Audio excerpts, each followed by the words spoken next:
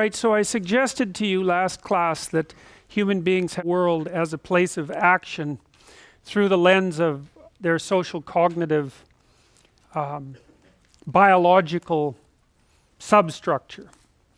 And I made that argument on the basis of the supposition that our primary environment was actually other people. And I mentioned to you, I believe that those other people are arranged in hierarchies of influence and authority or power, or dominance, which is often how it's construed, and that the dominance hierarchy as a structure is at least 300 million years old, which makes it older than trees. And it's for that reason that you share the same neurobiology to govern your observations of your position in the hierarchy as lobsters do, which is a remarkable fact. You know, it's remarkable that the lobster uses serotonin as the mechanism to adjudicate its status position, and that modifying the serotonin function in the lobster can produce changes in its behavior,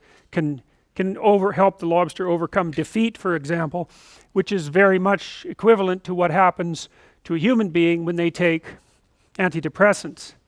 You know, it's a good example of the conservation of biological structure by evolution, and a good illustration of the continuity of life on Earth. It's really amazing. But the other thing it is a testament to is the ancient nature of the social structure. Now, we tend to think of the social structure as something other than nature, right? Because society is, I suppose, mythologically opposed. It's opposed in a narrative way. Culture is opposed to nature. It's the town in the forest. But the town has been around a long time, so to speak, and the structure of the town is also part of nature, in that the dominance hierarchy is part of nature. And because it's so ancient, you have to consider it as part of the mechanism that has played the role of selection in the process of natural selection. And so roughly what seems to happen is that there is a plethora of dominance hierarchies, especially in complex human communities, and many of them are masculine in structure, in that they're dominance hierarchies that primarily men compete in, or that has been the historical norm, and that some men rise to the top based on whatever the dominance hierarchy is based on, and they make their preferential mates. And it's a good strategy for women to engage in, because and many sorts of female animals do precisely this, is they let the males battle it out and then pick from the top. Or often the dominant males, there's no choice on the part of the females, it's the dominant males just chasing away the subordinate males. But with humans, it's usually the case that the females have the opportunity to do at least some choosing. And so we have, if you think about that, what that implies is that we have evolved to climb up dominance hierarchies.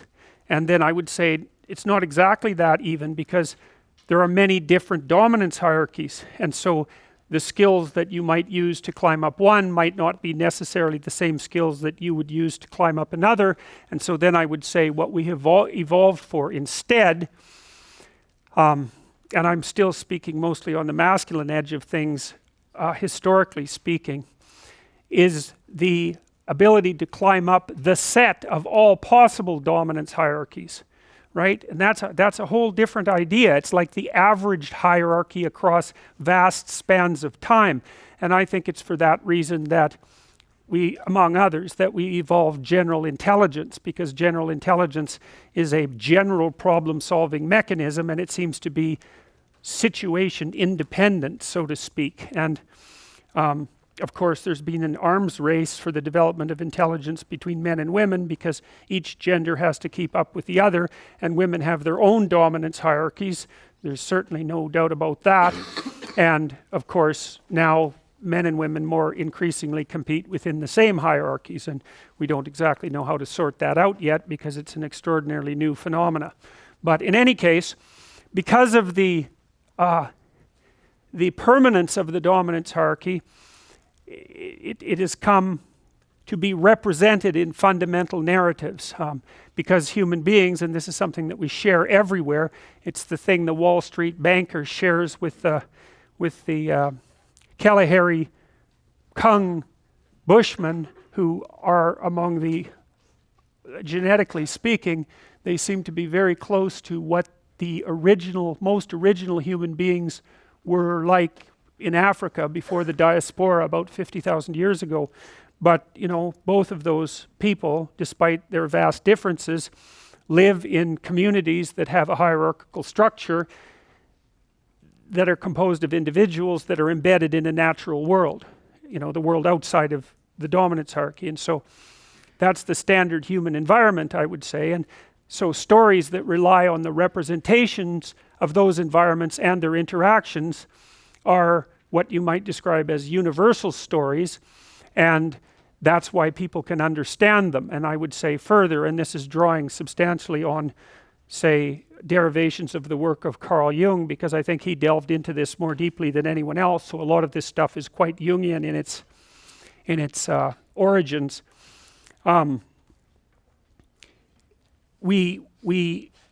The commonality between human beings, so you have to have commonalities in order to communicate, right? Axiomatic commonalities, because otherwise you have to explain everything. And so there's many things that human beings don't have to explain to one another. We don't have to explain anger, we don't have to explain jealousy, we don't have to explain fear, we don't have to explain pain, we don't have to explain joy, we don't have to explain love, etc. Those are built into us, and so they're predicates of being human. And you could say that those human predicates and the standard human environment produce standard narratives. And then you could say even further, and this is more of a leap, I would say, is that those who act out the role of the victor in those standard narratives are precisely the people who attain victory in life. And I would say biologically defined in that they make more attractive partners, but also I believe that there's an alignment between human well-being, which is a very weak word, and participation in these meta-narratives that drive success. Because, well, do you want to be a failure or a success? Well, it's hard to be a success. You have to adopt a lot of responsibility, and so you might be willing to take your chances as a failure, but I'm not going to make the presumption that that's going to put you in a situation other than one where you experience a lot of frustration, anger, disappointment, depression, pain, and anxiety at the bottom of the heap. And so generally that's not what people are aiming for, although under certain circumstances, if people don't like responsibility and are willing to take their chances, they might take the irresponsibility and its apparent freedoms over the necessity of thinking things through the medium and long run. Anyways, we stopped here. I suggested to you that one of the primary narrative representations was the known or culture or order. I think those, or the explored territory or the dominance hierarchy. I think those things are basically interchangeable from a representational perspective. And in the movie The Lion King, that's represented by Pride Rock, which is this central place of orientation, founded on rock, which is the sort of thing that people embed their memories in. That's why we make sculptures and gravestones and that sort of things. Rock stands for permanent, and to have rock under your feet is to be on a solid foundation, and that's a pyramid in some sense in that movie, and the pyramid is topped by the king and queen and their offspring. So that's the divine couple. That's one way of thinking about it. And Simba, of course, is the newborn hero. And you understand that, even though it's lions and drawings of lions at that, and animals are acting it out, it's completely irrelevant to you that those characters happen to be animated and that what you're watching is a fiction. So, and I would say to you, with regards to fiction, you might say, well, is fiction true or not? And the answer to that is yes and no. It's not true in that the events portrayed in fiction occurred in the world. They didn't. But fiction is true the same way numbers are true, I would say. Like, if you have one apple and one orange and one banana, the commonality between all of those three is one. And you might say, well, is one as real as one fruit? Is the abstraction one as real as one fruit? And I would say it depends on what you mean by real, but representing things mathematically and abstractly gives you incredible power. And you could make the case that the abstraction is actually more real than the phenomena that it represents. And certainly mathematicians would make that case. They would say that mathematics is in some sense more real than the phenomenal world.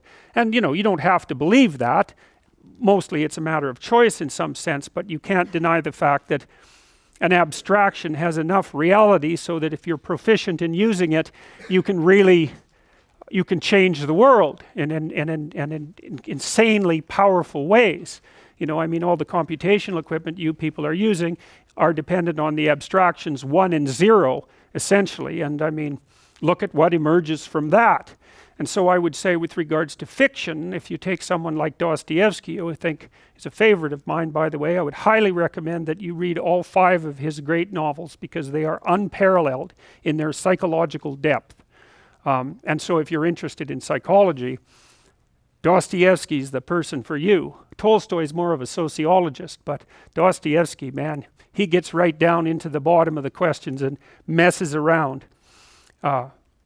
Transformative reading. Anyways, Dostoevsky's characters, this character named Raskolnikov is a character in Crime and Punishment, and Raskolnikov is a materialist rationalist, I would say, which was a rather new type of person back in the 1880s, and he was sort of taken by the idea that God was dead and convinced himself that the only reason that anyone acted in a moral way, in a traditional way, was because of cowardice. They were unable to remove from them the restrictions of mere convention and act in the manner of someone who rose above the norm. And so he's tortured by these ideas. He's half starving. He's a law student. He doesn't have enough to eat. He doesn't have much money. And so, he's not thinking all that clearly either. And he's got a lot of family problems. His mother's sick and she can't send him much money. And his sister is planning to engage in a marriage that's loveless to someone who's rather tyrannical, who she hopes will provide the family with enough money so that he can continue in law school. And they write him brave letters telling him that she's very much in love with this guy, but he is smart enough to read between the lines and realizes that his sister is just planning to prostitute herself in an altruistic manner, and he's not very happy with that. And then at the same time as all this is happening, he becomes aware of this pawnbroker who he's pawning his last possessions to, and she's a horrible person, and not only by his estimation, she pawns a lot of things for the neighborhood, and people really don't like her. She's grasping and cruel and deceitful and resentful, and she has this niece who's not very bright, intellectually impaired, whom she basically treats as a slave and beats all the time. And so Raskolnikov, involved in this mess and half starved and a bit delirious and possessed of these strange new nihilistic ideas,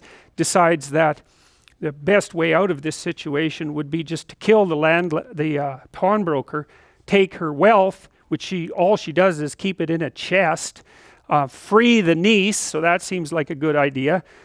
So remove one apparently horrible and useless person from the world, free his sister from the necessity of this loveless marriage, and allow him to go to law school where he can become educated and do some good for the world. So one of the things that's lovely about Dostoevsky is that sometimes when one person is arguing against another, or when they're having an argument in their head, they make their opponent into a straw man, which is basically they take their opponent and caricature their perspective and try to make it as weak as possible and laugh about it, and then they come up with their argument and destroy the straw man and feel that they've obtained victory. But it's a very pathetic way of thinking. It's not thinking at all.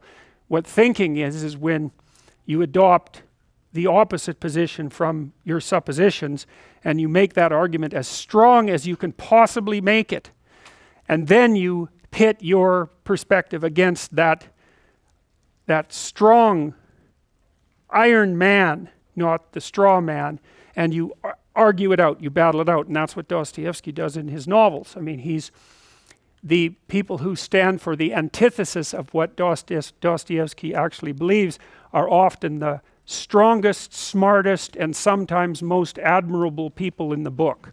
And so it takes great moral courage to do that. And in Raskolnikov, what he wanted to do was set up a character who had every reason to commit murder. Every reasonable reason. Philosophically, practically, ethically even. Well, so Raskolnikov goes and he kills the old lady with an axe. And it doesn't go the way he expects it will, because what he finds out is that post-murder Raskolnikov and pre-murder Raskolnikov are not the same people at all. They're not even close to the same people. He's entered an entirely different universe. And Dostoevsky does a lovely job of describing that universe of horror and chaos and deception and suffering and terror and all of that. And he doesn't even use the money. He just buries it in an alley as fast as he can, and then doesn't want anything to do with it again. And anyways, the reason I'm telling you all this is potentially to entice you into reading the book, because it is an amazing, amazing book. But also because you might say, well, is what happened to Raskolnikov true? Are the stories in that book true? And the answer to that is, well, from a factual perspective, clearly they're untrue. But then if you think of Raskolnikov as the embodiment of a particular type of person who lived at that time, and the embodiment of a certain kind of ideology which had swept across Europe and really invaded Russia, and which was actually a precursor, a philosophical precursor to the Russian Revolution, then Raskolnikov is more real than any one person. He's like a composite person. He's like a person whose irrelevancies have been eliminated for the purpose of relating something about the structure of the world. And so I like to think of those things as sort of meta-real. They're more real than real. And of course, that's what you expect people to do when they tell you about their own lives, about their own day. You don't want a factual description of every muscle twitch.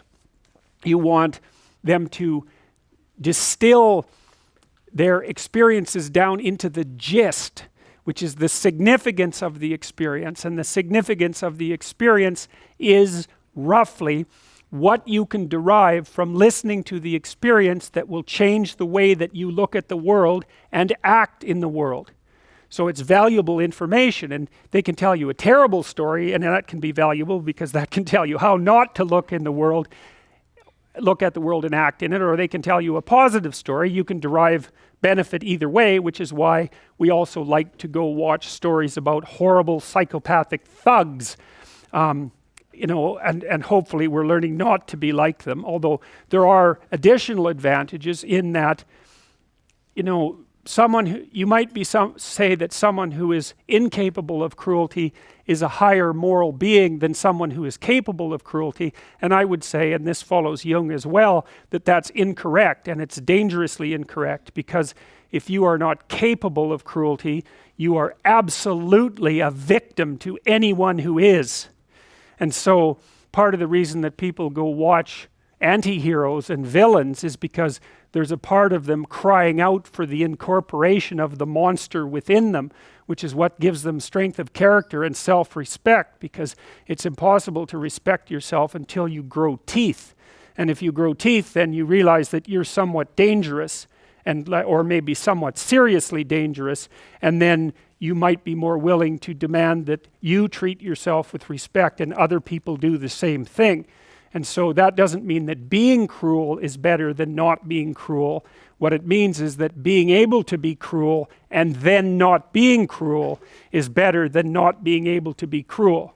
Because in the first case, you're nothing but weak and naive. And in the second case, you're dangerous, but you have it under control. And a lot of martial arts concentrate on exactly that as part of their philosophy of training. It's like, we're not training you to fight, we're training you to be peaceful and awake and avoid fights.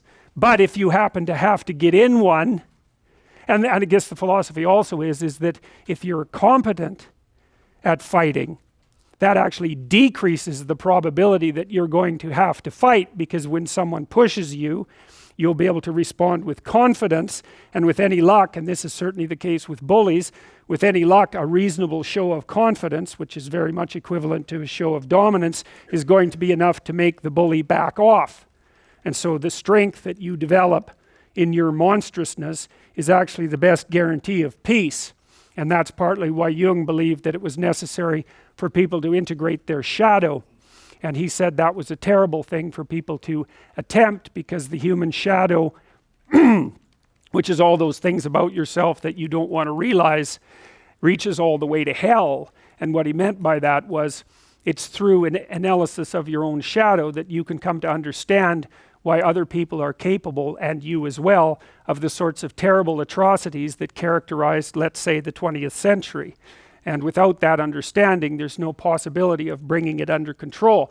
When you study Nazi Germany, for example, or you study the Soviet Union, particularly under Stalin, and you're asking yourself, well, what are these perpetrators like? Forget about the victims, let's talk about the perpetrators. The answer is, they're just like you.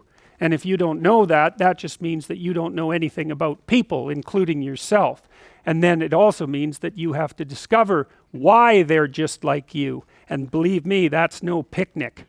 So that's enough to traumatize people, and that's partly why they don't do it. And it's also partly why the path to enlightenment and wisdom is seldom trod upon, because if it was all a matter of following your bliss and doing what made you happy, then everyone in the world would be a paragon of wisdom. But it's not that at all. It's a matter of facing the thing you least want to face.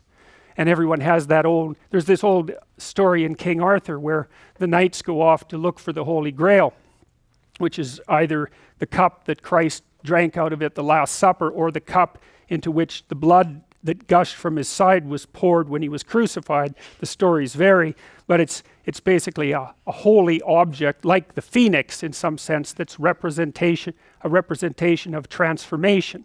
So it's an ideal. And so King Arthur's knights, who sit at a round table because they're all roughly equal, go off to find the most valuable thing. And where do you look for the most valuable thing when you don't know where it is? Well, each of the knights looks at the forest surrounding the castle and enters the forest at the point that looks darkest to him. And that's a good thing to understand, because the gateway to wisdom and the gateway to the development of personality, which is exactly the same thing, is precisely through the portal that you do not want to climb through. And the reason for that's actually quite technical. This is a Jungian presupposition too, is that, well, there's a bunch of things about you that are underdeveloped, and a lot of those things are because there's things you've avoided looking at because you don't want to look at them, and there's parts of you you've avoided developing because it's hard for you to develop those parts. And so it's by virtual necessity that what you need is where you don't want to look, because that's where you've kept it.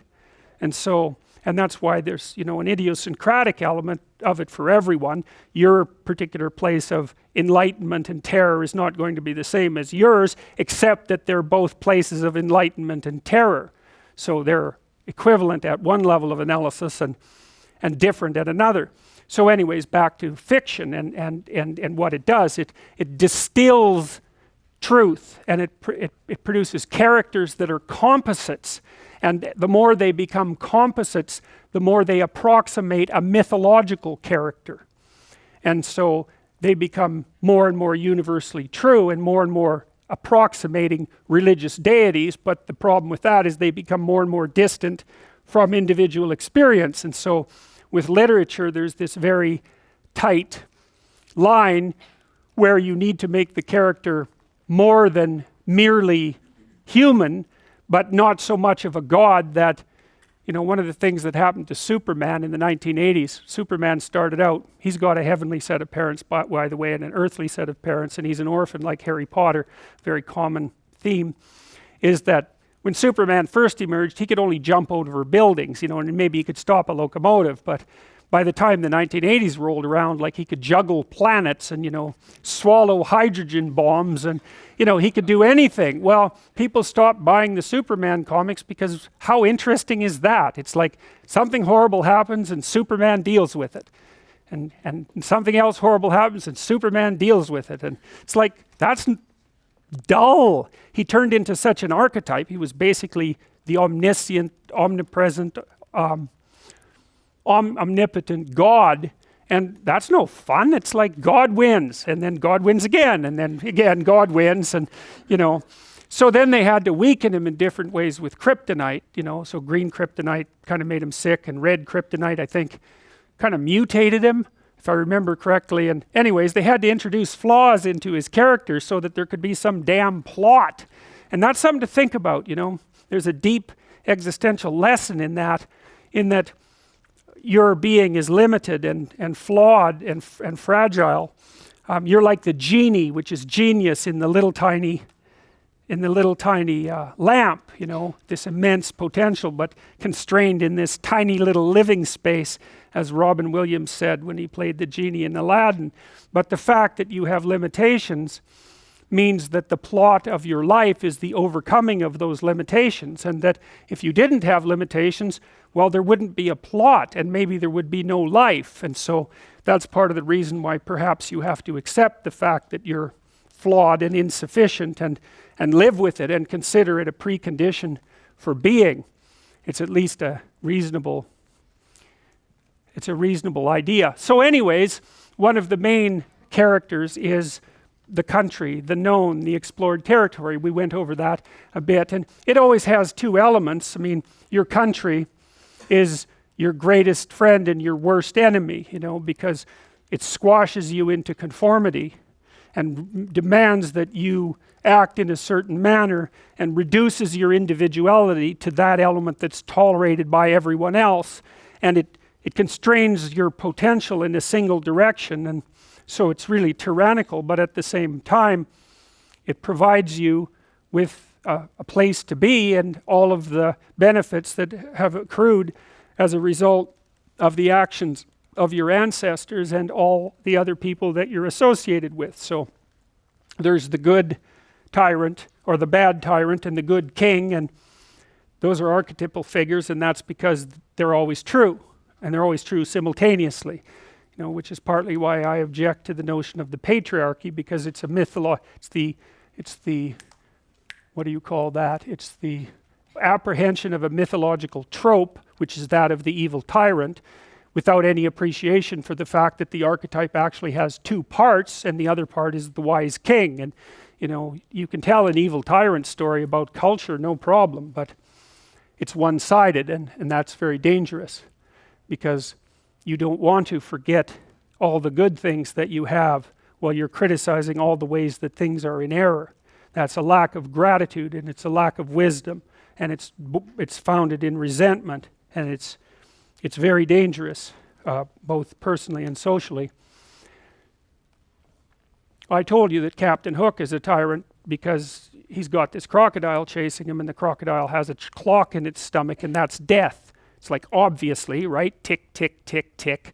And it's a crocodile, and it's under the water, and it's already got a taste of him, so he's being chased around by death, and that makes him terrified and resentful and cruel and bitter, and so he's a tyrant.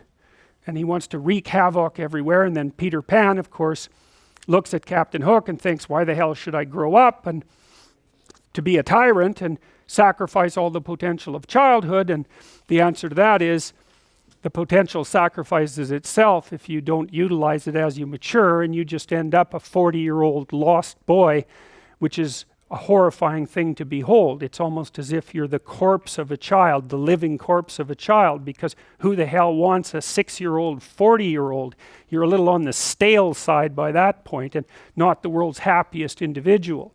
So, you know, your potential is going to disappear because you age anyways, and so you might as well shape that potential in a particular direction and at least become something, no matter how limited, rather than nothing. So Peter Pan, that's a great story. It's a great mythological story. So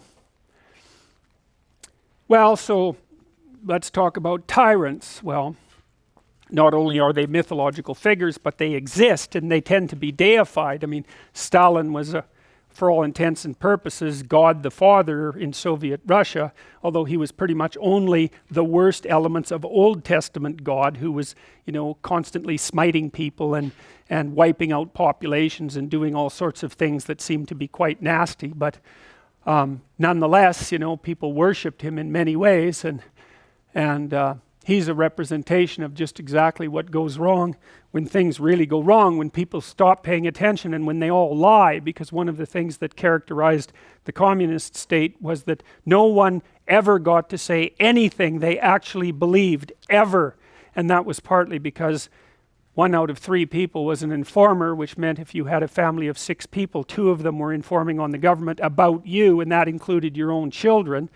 And if you were an informer, you were often amply rewarded by the state, so that if you lived in an overcrowded apartment building with 3 families in the same flat and you informed on, the woman down the hall that you didn't like, she got shipped off to the old concentration camp and you got her apartment. And so that was a lovely society, and it only killed about 30 million people between 1919 and 1959. So that's what happens when the archetypal structure gets tilted badly, when people forget that they have a responsibility to fulfill as citizens, as awake citizens who are capable of stating the truth, and the archetype shifts, so there's nothing left of the great father except the tyrant, and let's not have that happen. I mean, the one on the right is really interesting because consciously or unconsciously, there's Stalin surrounded by what is, for all intents and purposes, fire.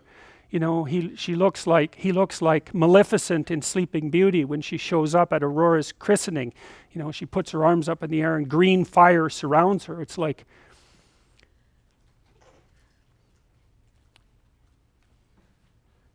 he's surrounded by fire, and there's Lenin above him who's like king of the fiery realm, and that's for sure. So I mean, all the terrors that happened in the Soviet Union didn't start under Stalin, they started under Lenin, and Stalin was definitely Lenin's legitimate son, let's put it that way. So, this is another example of the tyrannical element of the Great Father and the sorts of things that can happen. I mean, I kind of got an evil kick out of this ad that was quite old. It's kitschy in some sense, and it shows. I don't think that's something you'd ever see in a magazine today. 10 unusual stamps showing evil dictator.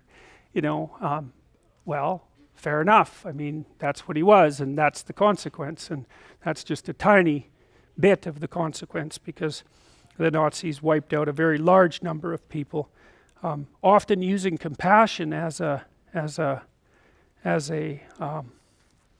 justification. So when they went after the mentally ill and the terminally ill, and those whose intelligence was compromised for biological reasons, and those who were too old, they basically justified it by saying that the enforced euthanasia was merciful, and that you were actually being a good person by complying with the requirements. And so, something to think about. More mythological representations, I like these quite a bit. So there's Hitler as, knight of the faith, essentially, with, I suppose that's a recreation of the Christian Holy Spirit dove, except it's an eagle, which is a bird of prey, and a what do you call those things? A scavenger, right? So that's kind of interesting. But that's Hitler as knight of the blood, roughly speaking, and this is an Allied war poster, essentially, that assimilates the Nazis to poisonous snakes. And, we don't like poisonous snakes very much, and it's probably because they've been preying on us for approximately 20 million years, because snakes and primates, humans in particular, co-evolved. And so the snake is a representation of that which lies outside the comfortable domain, and that can be you know, a snake, obviously, or it can be an abstract snake, and the abstract snake is your enemy, or an even more abstract snake is the evil in your own heart. And this is going to be a bit of a leap for you, but there's this ancient idea that developed in the West over thousands of years, far predating Christianity, that, at least its origins, that the snake in the Garden of Eden was also Satan, which is like, what the hell, it's a very strange idea. But the reason for that, as far as I can tell, is that, you know, we have this circuitry that detects predators, and a predator, a good representation of a predator is a snake or a monster that incorporates snake-like features, like a dragon or something like that, or a dinosaur with lots of teeth, or a shark that lives under the water and will pull you down. You know, because I suspect a lot of our ancestors met a nasty death at the hands of Nile crocodiles while they were in the African veldt going down to get some nice water. So, you know, that's the thing that jumps up and pulls you under, and, you know, and that happens in your own life because things jump up and pull you under, you know, and you use the same circuitry. We use the same circuitry to process unknown things that upset us, as we once used to detect predators who were likely to invade our space. And so, and human beings are capable of abstraction, and so, you know, you could think about the real predator that might invade your space, and maybe that's a snake or a wolf or some kind of monster. You know, and that's pretty concrete and biological. Chimps have that, you know, chimps don't like snakes, and so if a chimp comes across a snake in the wild, then like a big, let's say, I don't know what live with chimps, I don't know if they're pythons, but they have constrictors there anyways.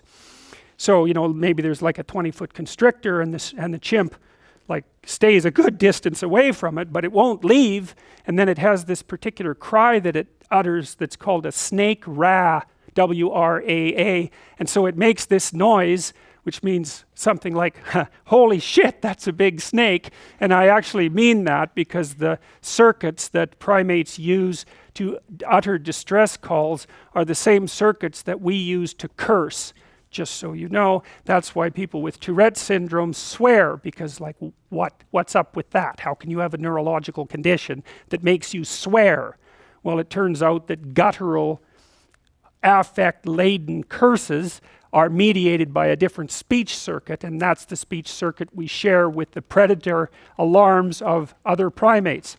So that's pretty cool. So anyways, the chimp stands there and makes this snake noise, and then a bunch of other chimps come running, and, you know, some of them stay a fair ways from the snake, and some of them get pretty close, but they'll stand there and watch that snake for like 24 hours. You know, so they're fascinated by it. And, you know, if you've handled snakes, you can understand that fascination, because they're fascinating, you know, and they're numinous, I would say. That's the right way of putting it. A numinous is a word that means intrinsically meaningful, like a fire, you know. You can't look away from fire. You know, if you're sitting in front of a fireplace, it's like you're staring at it. And that's because you're all descended from the first mad chimpanzee who had some weird genetic mutation that made it impossible for him to stay away from fire. It was like the first chimp arsonist, you know, and he figured it out, and, well, hey, now he was a chimp with a stick with fire on it. Like, that's a mega chimp, man. And so, you know, we have that mutation in spades, and no wonder. So anyways, so they make this, you know, they have this reaction to snakes, and chimps that have never seen a snake, if they're in a cage and you throw a rubber snake in there, it's like, bang, they hit the roof, but then they look at the snake, you know, so it's like, it's terrifying and fascinating at the same time. And you should look at the snake because you want to know what it does, but you should stay away from it because it's a snake. So you're kind of screwed in terms of your motivations, right? One is get the hell away, and the other is, well, don't let that thing do anything that you're not watching. And so that's really the reaction we have to the unknown. It's terrifying, but we watch it. And then, you know, the meta story is that not only do we watch it, but we go explore it. And so you might think, well, back in the Garden of Eden, so to speak, when we were living in trees, the snakes used to come and eat us and our offspring, more likely. And, you know, we weren't very happy about that. And then we figured out how to maybe maybe by accident, drop a stick on a snake. And that was a good thing because the snake didn't like that. And then maybe the next thing we learned a little later was to like actually take a stick and like whack the snake with it. And you can believe that the first primate who figured out that was just as popular as the guy who mastered fire. And so we're pretty good at whacking snakes with sticks, which is why Springfield has a snake whacking day that's devoted to nothing but that. Right, I don't know if you know that Simpsons episode, but it's quite comical.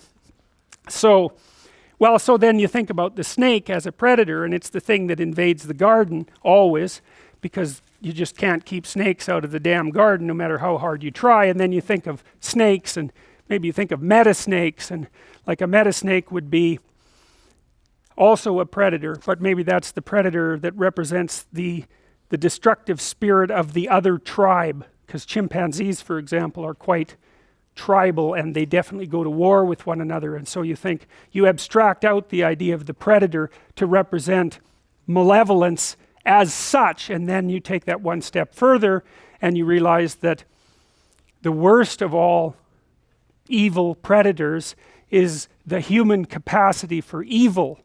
And then at that point, you're starting to, I would say, psychologize or spiritualize the idea of danger and make it into something that's conceptual and something that's psychological and something that you can face sort of en masse. I mean, one of the things people had to figure out was, how do you deal with danger?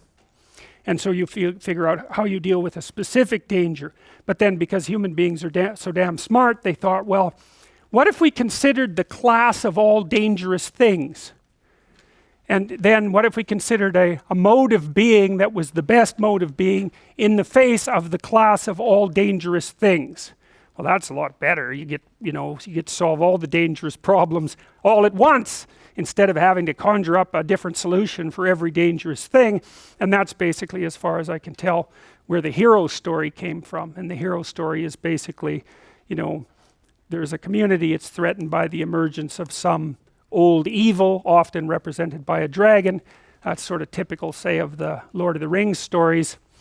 There's a hero, often a humble guy, but not always, sometimes a knight, decides he'll go out there, and chase down the snake, maybe even, or the serpent, or the dragon, maybe even in its lair, and he'll have a bunch of adventures on the way that transform him from, useless, naive hobbit into, sword-wielding hero, and he confronts the dragon and gets the gold and frees the people that it had enslaved, and then comes back transformed to share what he's learned with the community. It's like, well, that's the human story fundamentally, and that's our basic instinctive pattern, and it's represented in narratives constantly, and that's partly what this has meaning. You know what this means.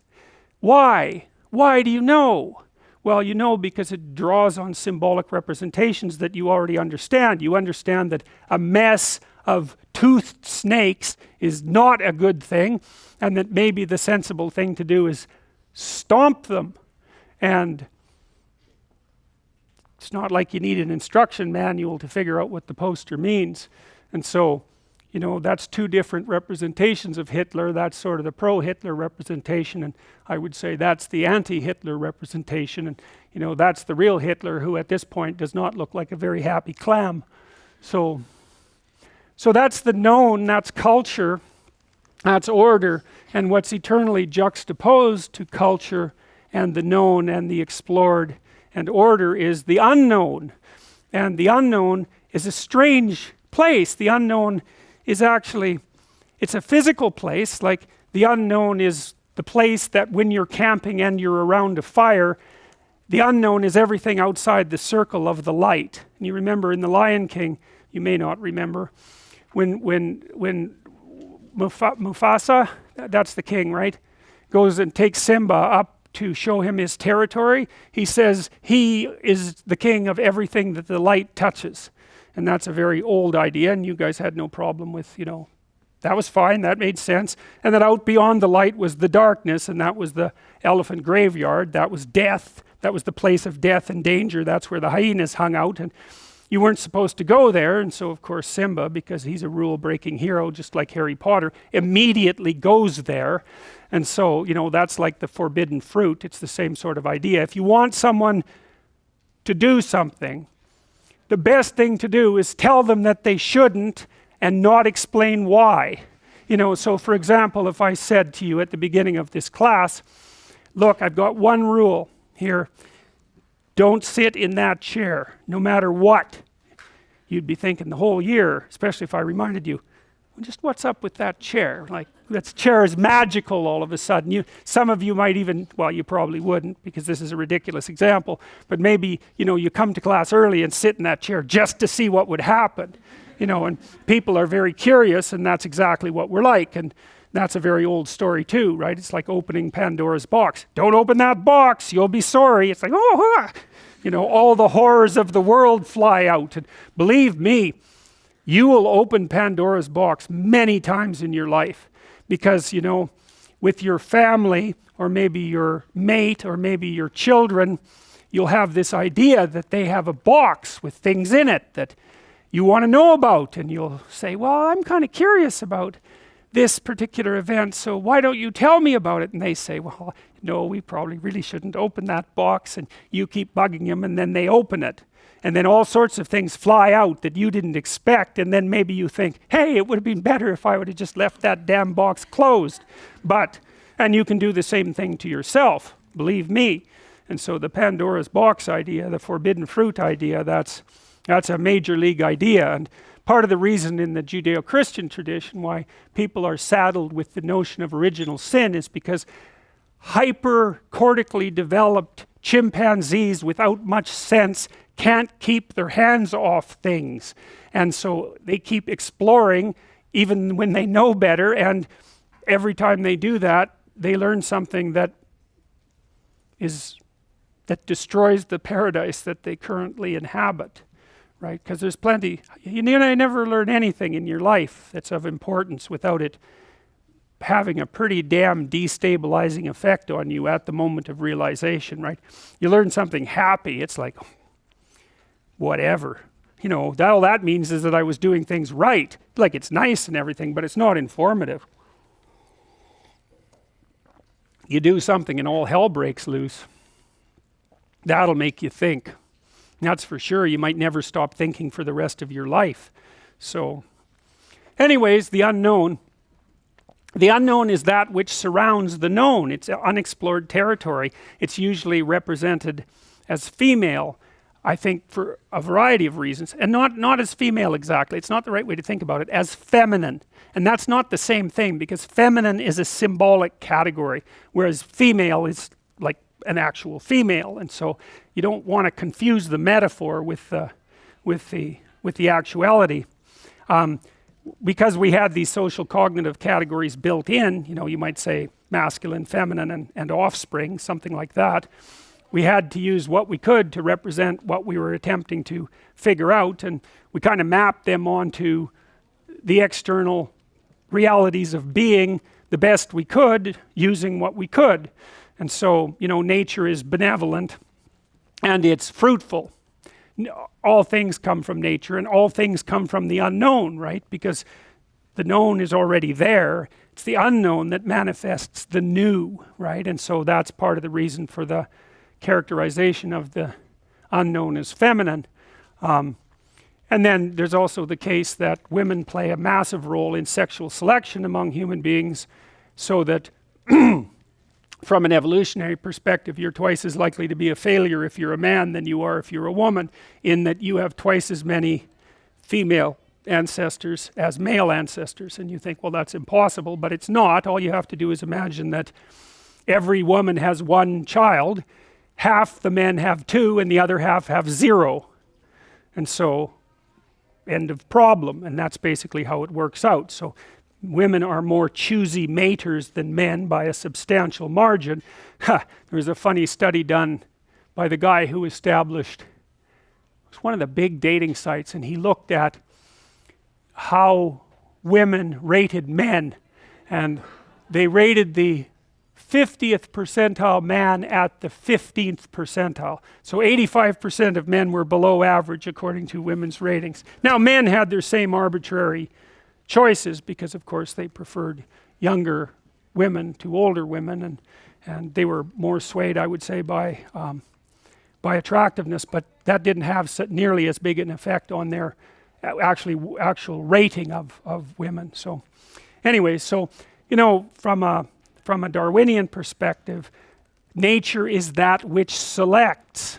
That's all it is. And so sexual selection plays a massive role in human evolution. You know, the fact that we have these massive brains is very likely a consequence of a positive feedback loop in sexual selection. You know, because otherwise that's the only time you can get really rapid changes in evolutionary space, where, you know, you get a process going that reinforces itself. So there's a little preference for intelligence, and then that produces more intelligent men and women, and then there's a little more preference for intelligence, and you know, maybe then that turns into the ability to speak and or to master fire, and then there's way more selection for intelligence, and the brain just goes like this. You know, and women have paid a pretty big price for that, because your hips are basically so wide that you can barely run, and if they were any wider then you couldn't, and of course the pelvic passageway through which the baby travels is too small, so it's really painful and dangerous, and the baby's head has to compress quite a lot. I mean, they come out cone-shaped often, and then they're born really young, so you have to take care of them forever. Like, what the hell, you know, a deer is born, a fawn is born, and it's like 2 seconds later it's standing, and then it's running from a lion. It's like, you know, it's like 15 minutes later, and a baby, it's like, he just lies there and, you know, utters plaintive noises. That's all it can do, and it does that for like 10 months before it could skitter away from a sloth if it was predatory, you know. So you really got to take care of those creatures, and so that's a big price to pay. That's a big price to pay for our cortical evolution. So anyways, here's some of the symbolic representatives of the unknown, the unconscious Dionysian force of the id. So that's sort of Freud's representation of the unknown. The terrors of the darkness, that's the unknown. The monsters that lurk there. The source and the resting place of all things. The great mother, the queen, the matrix, which means matter, which means mother. The matriarch, matter, mother. The container, the cornucopia, the object to be fertilized, the source of all things, the fecund, the pregnant. The strange, the emotional, the foreigner, the place of return and rest, the deep, the valley, the cleft, the cave, hell, death, and the grave, because it's beyond the moon, ruler of the night and the mysterious dark, and matter and the earth. And you know all this because when you watch a movie that's rife with symbolic representations, it draws on those underlying metaphors, and they're natural. I mean, where does a witch live? Well, in a swamp, for God's sake. She doesn't live in the penthouse of a New York tower. She lives in a swamp, and it's dark there, and if the moon's up, that's better. And maybe it could be a crescent moon, or maybe it could be a full moon, but you know, witches live in the right place if you're going to understand it. And you understand all of that, and it's part of the structure of your imagination, you could say. And so it's part of the unspoken, fantastical imagination that unites all of us and that makes us specifically human. There's a good representation of the underworld and the place of transformation. So that's hell. I mean, Isis in Egypt was queen of the underworld, and the underworld generally has a queen, and she usually shows up when order falls apart. And so you go to the underworld when your life falls apart. That's what it means. And so when you see these stories of the hero, you know, journeying to unknown lands of terror and danger, that's what happens to you. It happens to you all the time. You know, you're in this little safe space like the Hobbit in the Shire, and then, you know, there's a great evil brewing somewhere, and you can no longer ignore it, so off you go into the land of terror and uncertainty, and better to go on purpose than accidentally, that's for sure, because at least you can be prepared. And we also know that if you're going to face a threat, if you face it voluntarily, what happens is your body activates itself for exploration and mastery. But if you face it involuntarily, same size threat, then you revert to prey mode, and you're frozen, and that's way more stressful. It's way harder on your body, and so it's better to keep your eye open and watch for emergent threats, because you all know, what you're not doing quite right and where your life is likely to unravel. You all have a sense of that, and the best thing to do is to not ignore that, to pay attention to it, to watch it, and to take corrective action early, and then, you stay on top of things, and your little trip to the underworld might be a few minutes long instead of a catastrophe that produces post-traumatic stress disorder, knocks you out for 4 or 5 years, and maybe you never recover. So, and that's what these kind of symbolic representations mean. Those are states of being that indicate being devoured, and you can be devoured by your own unconscious. Jesus, that happens all the time. What does that mean? Well, and it's an autonomous thing in some sense, like if you get depressed or if you get really anxious, you don't have any control over that.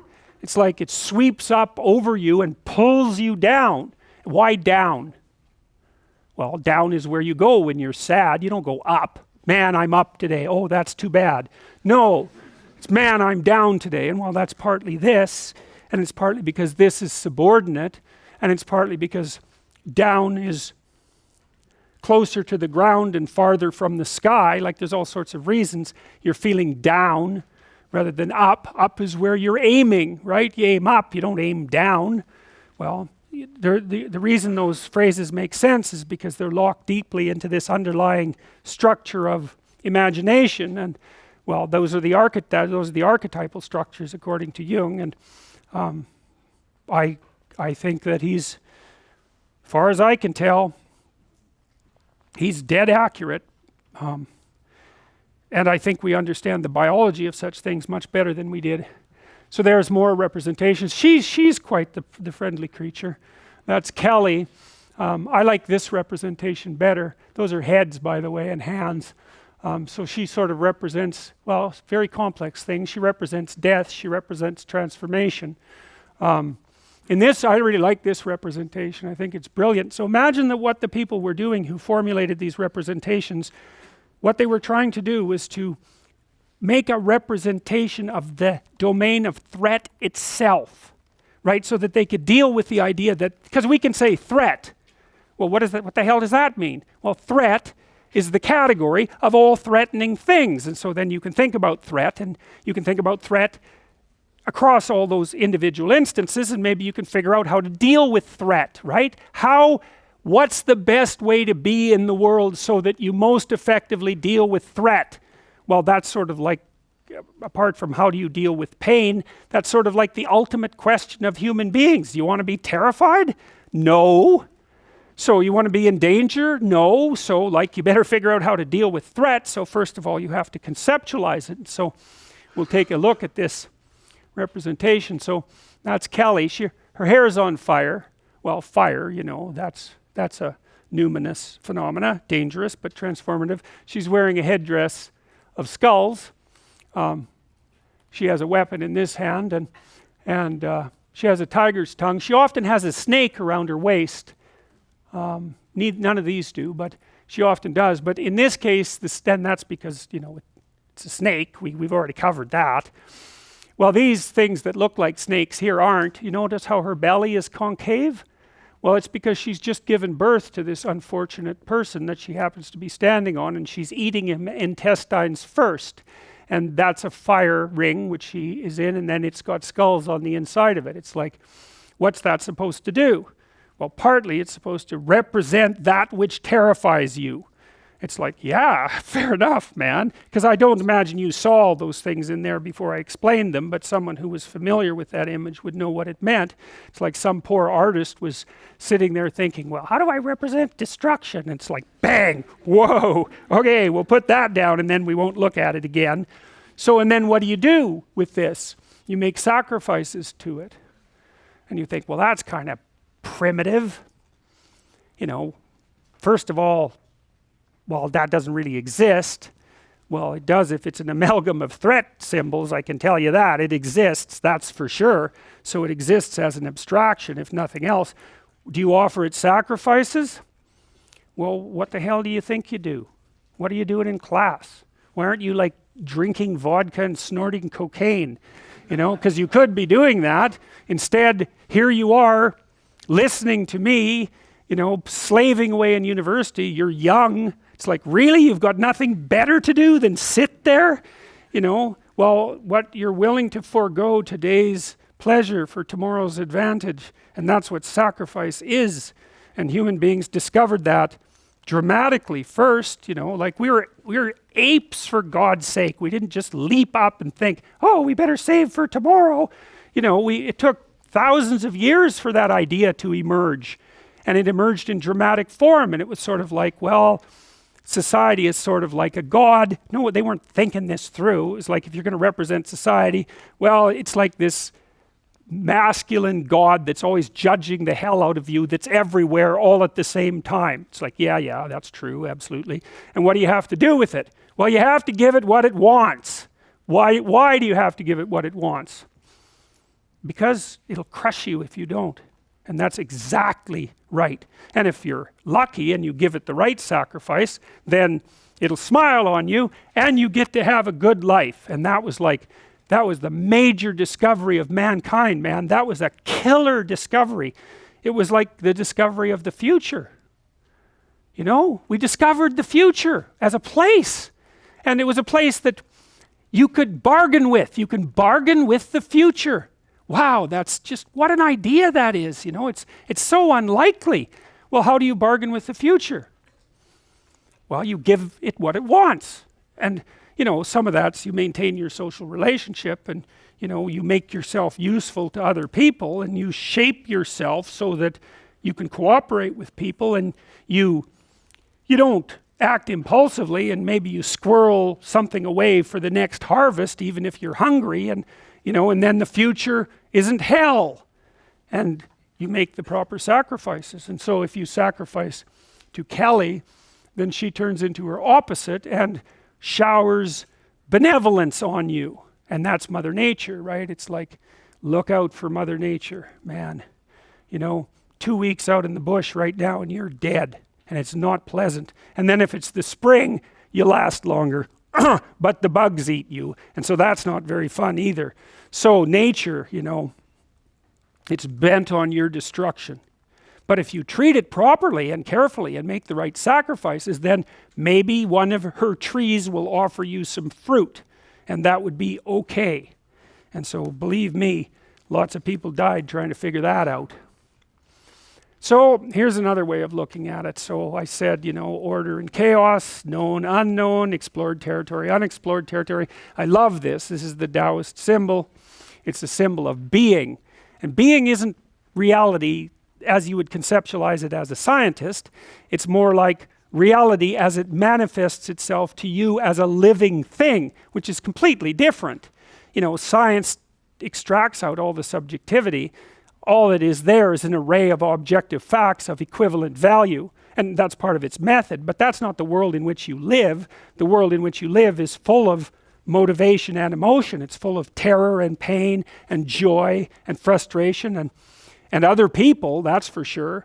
And so that's the real world. And so, well, that's what this is. It's the real world. And what is it made out of? Well, it's made out of all those things you know that can get out of hand, you know, because the explored territory and the known can get so damn tight that it's nothing but a tyrant.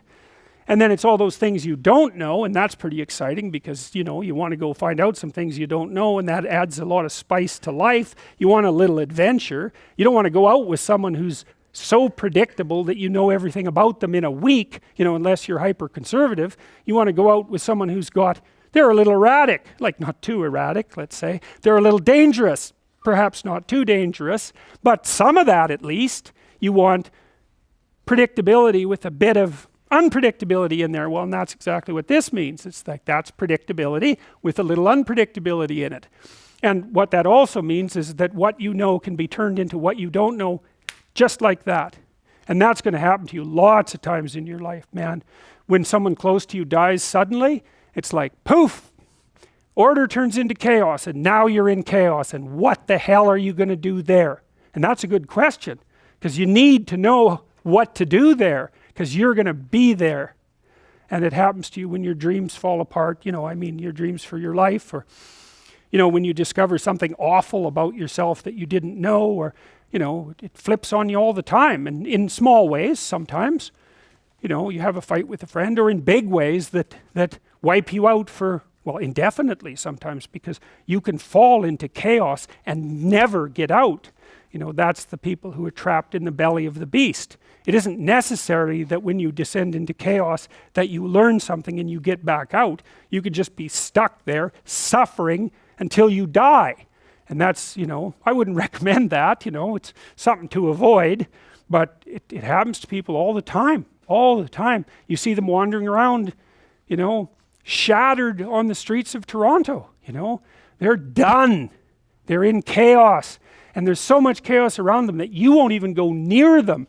The chaos spreads like 8 feet around them. And so when you see someone like that, you're like, well, first, we're not going to look too closely, and people like that often don't like you to look at them, because that also helps them remember where they are, and that's no pleasant thing. And you're going to just stay away from that. Maybe you'll cross the street. Maybe you'll keep your head down. Whatever. You're not going anywhere near that chaos, and no bloody wonder, you know. And you don't think about it much after you pass it, because it's a hell of a thing to think about, and what are you going to do about it anyways? You don't know what to do about it. You might just make it worse. Well, so chaos, you know, that's the other half of life, and it can turn into order, sometimes better order. That's actually what you do when you explore, right? You explore, you find out something new, not too Pandora boxy.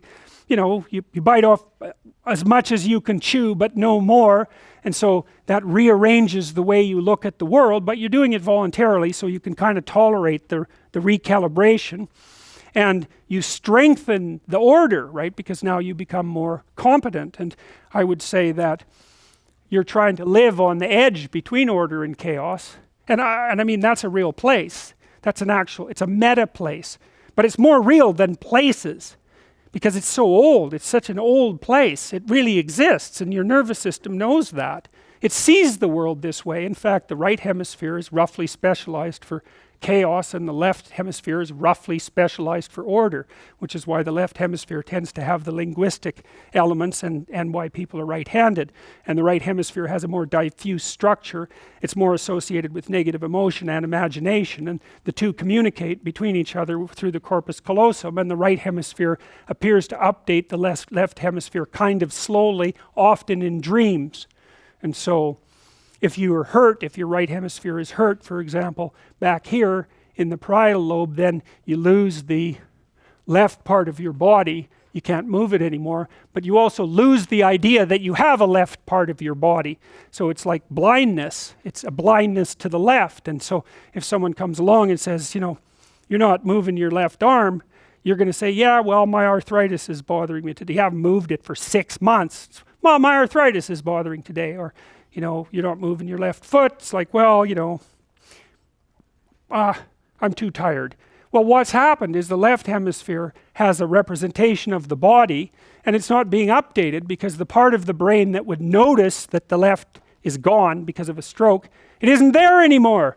And so the left already has a model, and it's not going to change. It's hard to change your model of yourself. You know, have a tooth pulled.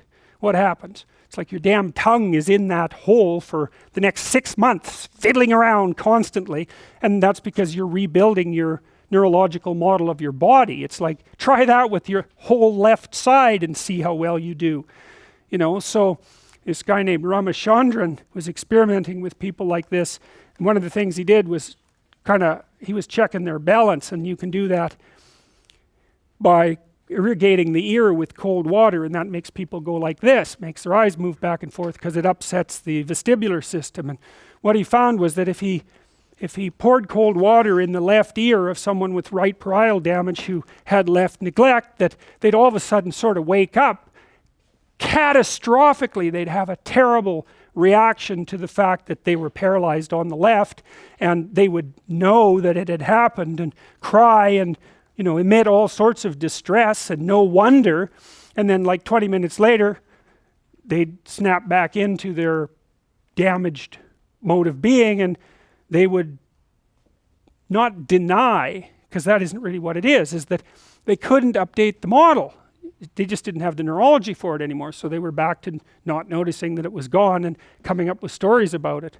And so, well, so that's a good example of how the right and left hemispheres work together and how they're kind of mapped onto this, weirdly enough. So, we're adapted to the meta reality, and so what that would be is we're adapted to that which remains constant across the longest spans of time.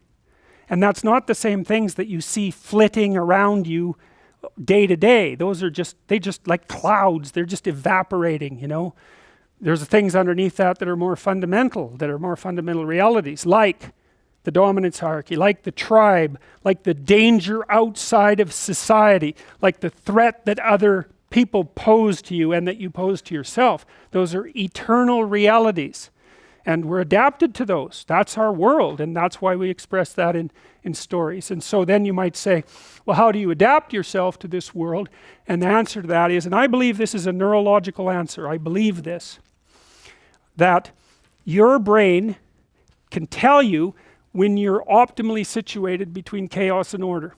And the way it tells you that is by producing the sense of engagement and meaning. So let's say there's a place in the environment you should be. Okay, what should that place be? Well, you don't want to be terrified out of your skull, like what good is that? And you don't want to be so comfortable that you might as well sleep. You want to be somewhere where, you're kind of on firm ground here, but over here, you're kind of testing out new territory. And some of you who are exploratory and emotionally stable, you're going to go pretty far out into the unexplored territory without destabilizing yourself, and other people are going to just put a toe in the chaos, and that's neuroticism, basically. That's your sensitivity to threat. That's calibrated differently in different people, and some people are more exploratory than others. That's kind of extroversion and openness working together, and intelligence. So some people are going to tolerate a larger admixture of chaos in their order. Those are liberals, by the way, and I mean that technically. Liberals are more interested in novel chaos, and conservatives are more interested in the stabilization of the structures that already exist. And who's right? Well, it depends on the situation, and that's why conservatives and liberals have to talk to each other, because one of them isn't right and the other wrong. Sometimes the conservatives are right and sometimes the liberals are right, because the environment's going like this. You can't predict the damn thing, so that's why you have to communicate, and that's what a democracy does. It allows people of different temperamental types to communicate and to calibrate their damn societies. So anyways, so let's say you're optimally balanced between chaos and order. So what does that mean? Well, you're stable enough, but you're interested, right? Because a little novelty heightens your anxiety. That wakes you up a bit. That's the adventure part of it. But it also focuses the part of your brain that does exploratory activity. And that's actually associated with pleasure. That's the dopamine circuit. And so if you're optimally balanced, and you're there when you're listening to an interesting conversation or you're engaged in one. It's a real conversation. You're saying some things and the other person is saying some things they know, but both of what you know is changing. It's like, wow, that's so interesting. You'll have a conversation like that forever. Or maybe you're reading a book like that. Or you're listening to a piece of music that models that. Because what music does is provide you with predictable forms, multi-level predictable forms that transform just the right amount. And so music is a very representational art form. It says this is what the universe is like. There's a dancing element to it, repetitive, and then cute little variations that sort of surprise and delight you, and you think, wow, that's so cool. And it doesn't matter how nihilistic you are, music still infuses you with a sense of meaning, and that's because it models meaning. That's what it does. That's why we love it. And you can dance to it, and that sort of symbolizes you putting yourself in harmony with these multiple layers of reality and positioning yourself properly. And you like that too, you know, you'll pay for it. Oh boy, I get to go dancing, you know. Oh boy, I get to listen to music. It's like, what the hell are you doing listening to music? What good is that? Well, you think that's a stupid question. I don't care about your dopey criticism. I'm going to listen to some music, right? There's no rational argument against music. It's like, you just don't even think about it. You just walk away from someone who's stupid enough to ask that question. It's like, some things are obvious. Well, why? Okay, so that's pretty fun. So, what mediates between these two domains? Well, that's what consciousness does, as far as I can tell. And that's sort of the individual, and that's the hero. That's another way of thinking about it. It's the logos. That's another way of thinking about it. It's the word that generates order out of chaos at the beginning of time. It's the consciousness that interacting with the matter of the world produces being. That's basically it. That's basically you, for all intents and purposes. How do you do that? Well, the unconscious does it to some degree, you know, because it's with our fantasy that we first meet the unknown, right? Well, look, say you're going out with a new person. It's like, what do? You project a fantasy on them. And then you fall in love with the fantasy. And aren't you stupid? Because you're going to find out that the match between your damn fantasy and the actual person is tenuous at best. And so Jung would call that a projection of either the anima or the animus. You know, the anima is what a man projects onto a woman he finds desirable. It's like, oh, she's the perfect woman. It's like, well, how do you know that? You've like seen her for 4 seconds, you know, but it grips you. And the same thing happens in the opposite direction. And it's an action of instinct, you know. It's like you fall in love with the image. But interestingly enough, what you do in a relationship that works is that you actually, I think that what you see, it's a rough approximation, when you project the ideal and fall in love with it, you see what could be.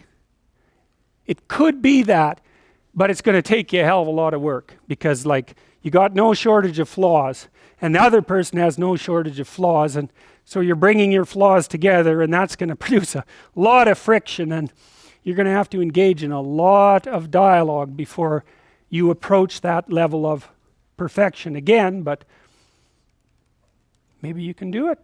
And then you get to live happily ever after. Well, wouldn't that be nice? Well, so the unconscious meets the unknown, and it meets it with imagination and fantasy and dream and art.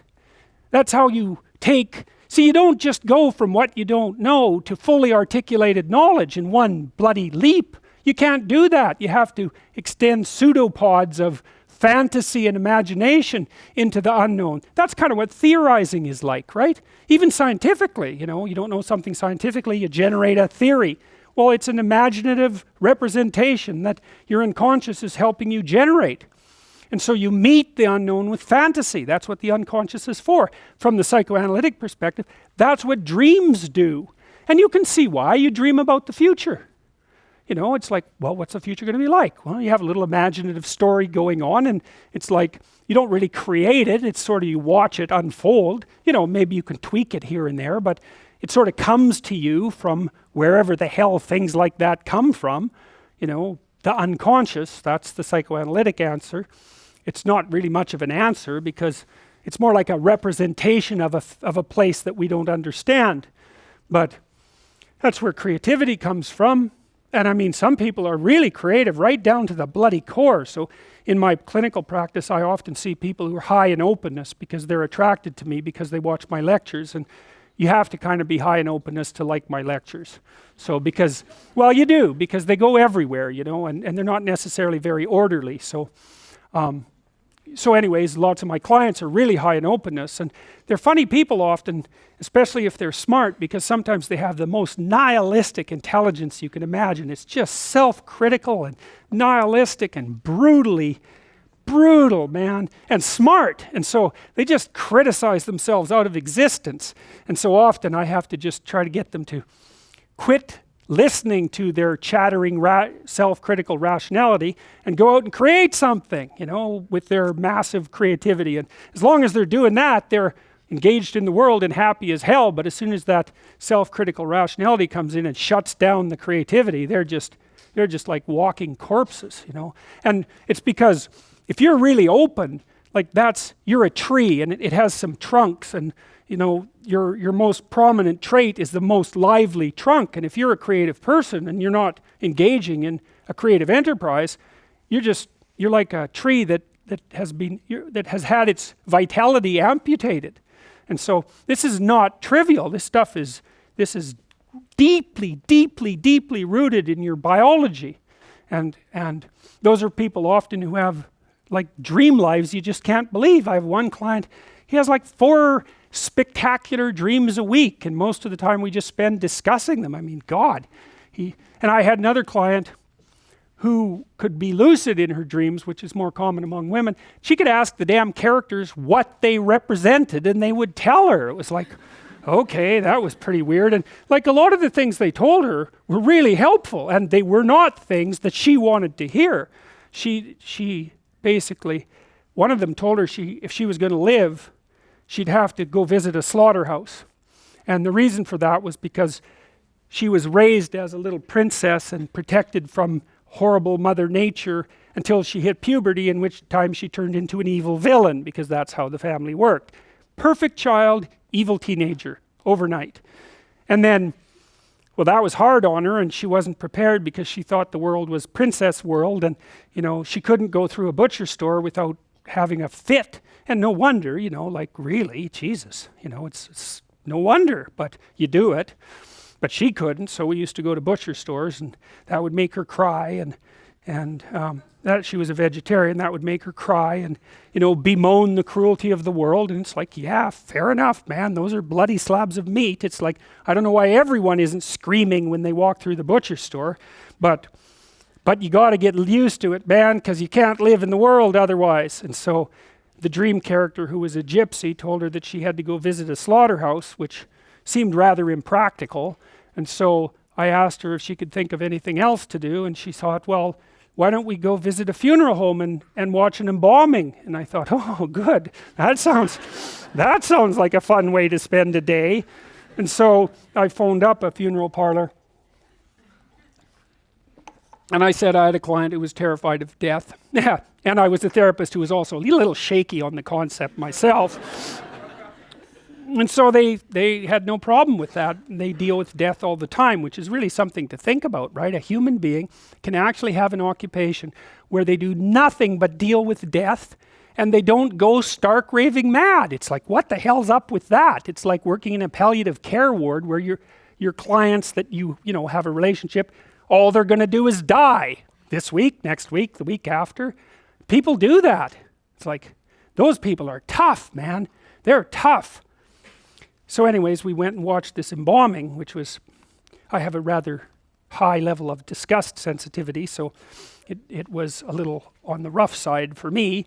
But she sat there, and first while she was not, we were outside this little room, she was not looking at that, man, no way. Then she'd kind of go like this, and you know, that was pretty good. And then she'd go like this, and then she'd go like this, and then she watched it.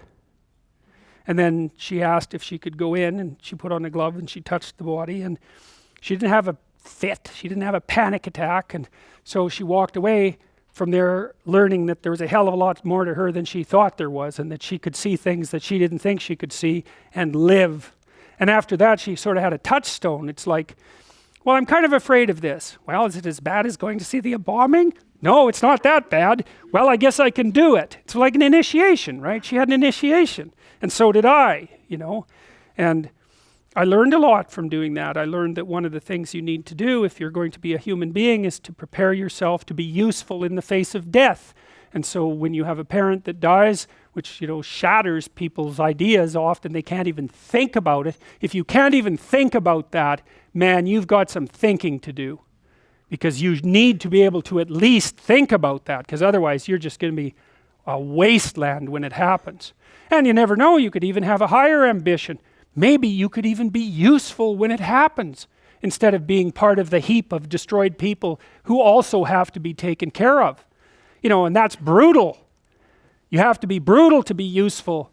in the aftermath of your parents' death. You know, you don't get to crumble and fall apart, and no, you have every reason to. So you got to be kind of some tough monster to manage that. But do you want to be useful in the face of tragedy, or do you want to be pathetic? Well, you make your choice.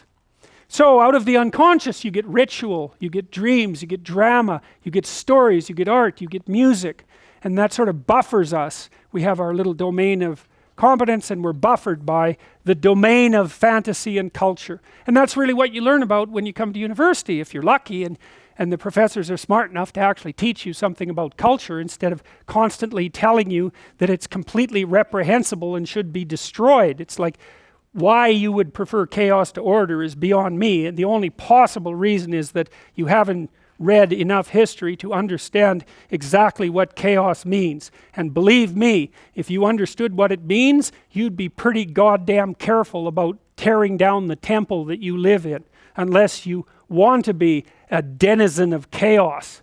And some people do, you know, because that's when the impulses that you harbor can really come out and shine. And so a little gratitude is in order, and that makes you appreciative of the wise king, while being smart enough to know that he's also an evil tyrant.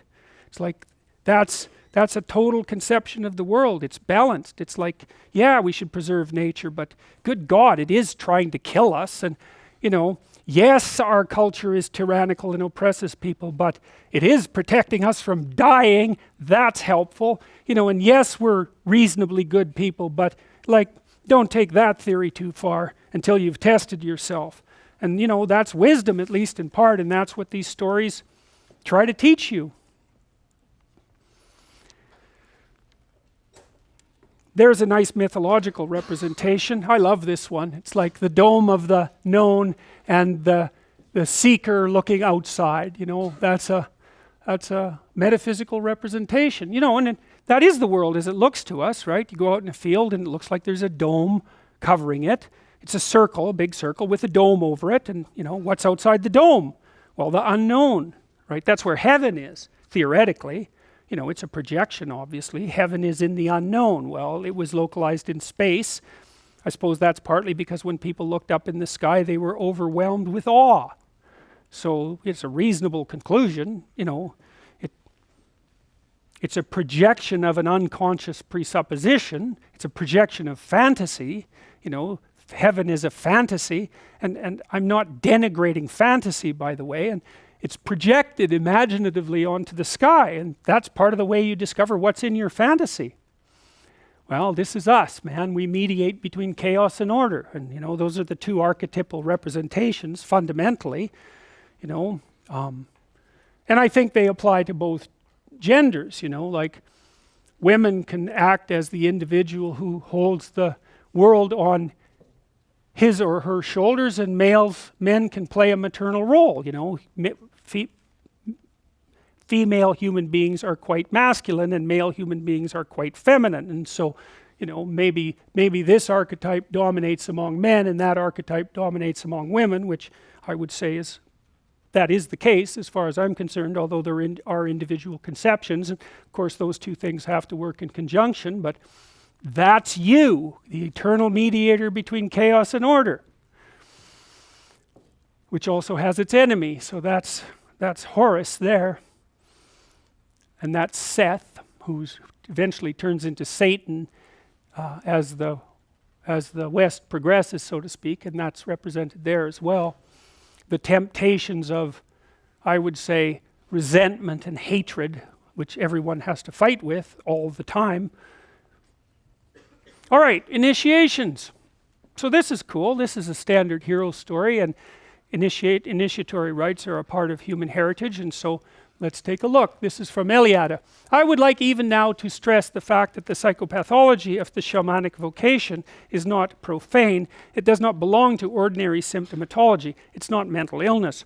It has an initiatory structure and signification. In short, it reproduces a traditional mystical pattern. The total crisis of the future shaman, sometimes leading to complete disintegration of the personality and to madness, can be evaluated not only as an initiatory death, but also as a symbolic return to the pre-cosmogonic chaos, to the amorphous and indescribable state that precedes any cosmogony. Well, what he means by that is that, I suppose, the mythological view of the emergence of order, that's a cosmogony, is that there's a state of potential and chaos out of which order emerges. And here's how it is that you think that way, because you do think that way. So, imagine what you're facing when you're facing the future, right? Well, you might say, well, the future is full of potential, right? It's full of potential. What the hell does that mean? You act as if that potential is really a real thing, and you're confronting it all the time. I'm confronting the potential of the future. Well, it doesn't exist yet. So what you're confronting doesn't even really exist. What you're conceptualizing doesn't really exist. And in some sense, you bring it into being by plotting your path through it. Well, the pre-cosmogonic chaos is the same as the potential of the future. It's exactly the same idea. It's the realm of possibility from which actuality emerges. And you participate in turning that possibility into actuality. That's what you're doing all the time. Now, can I explain that? Well, no. I have no idea how consciousness and the substrate of the world interact. I can only say that that's how it looks. That's how it feels. That's how people act. And they'll get into trouble if they don't manifest their potential, whatever that is. That's all those things you could be that you're not. Well, where are those? It's just potential. Well, that's the chaos.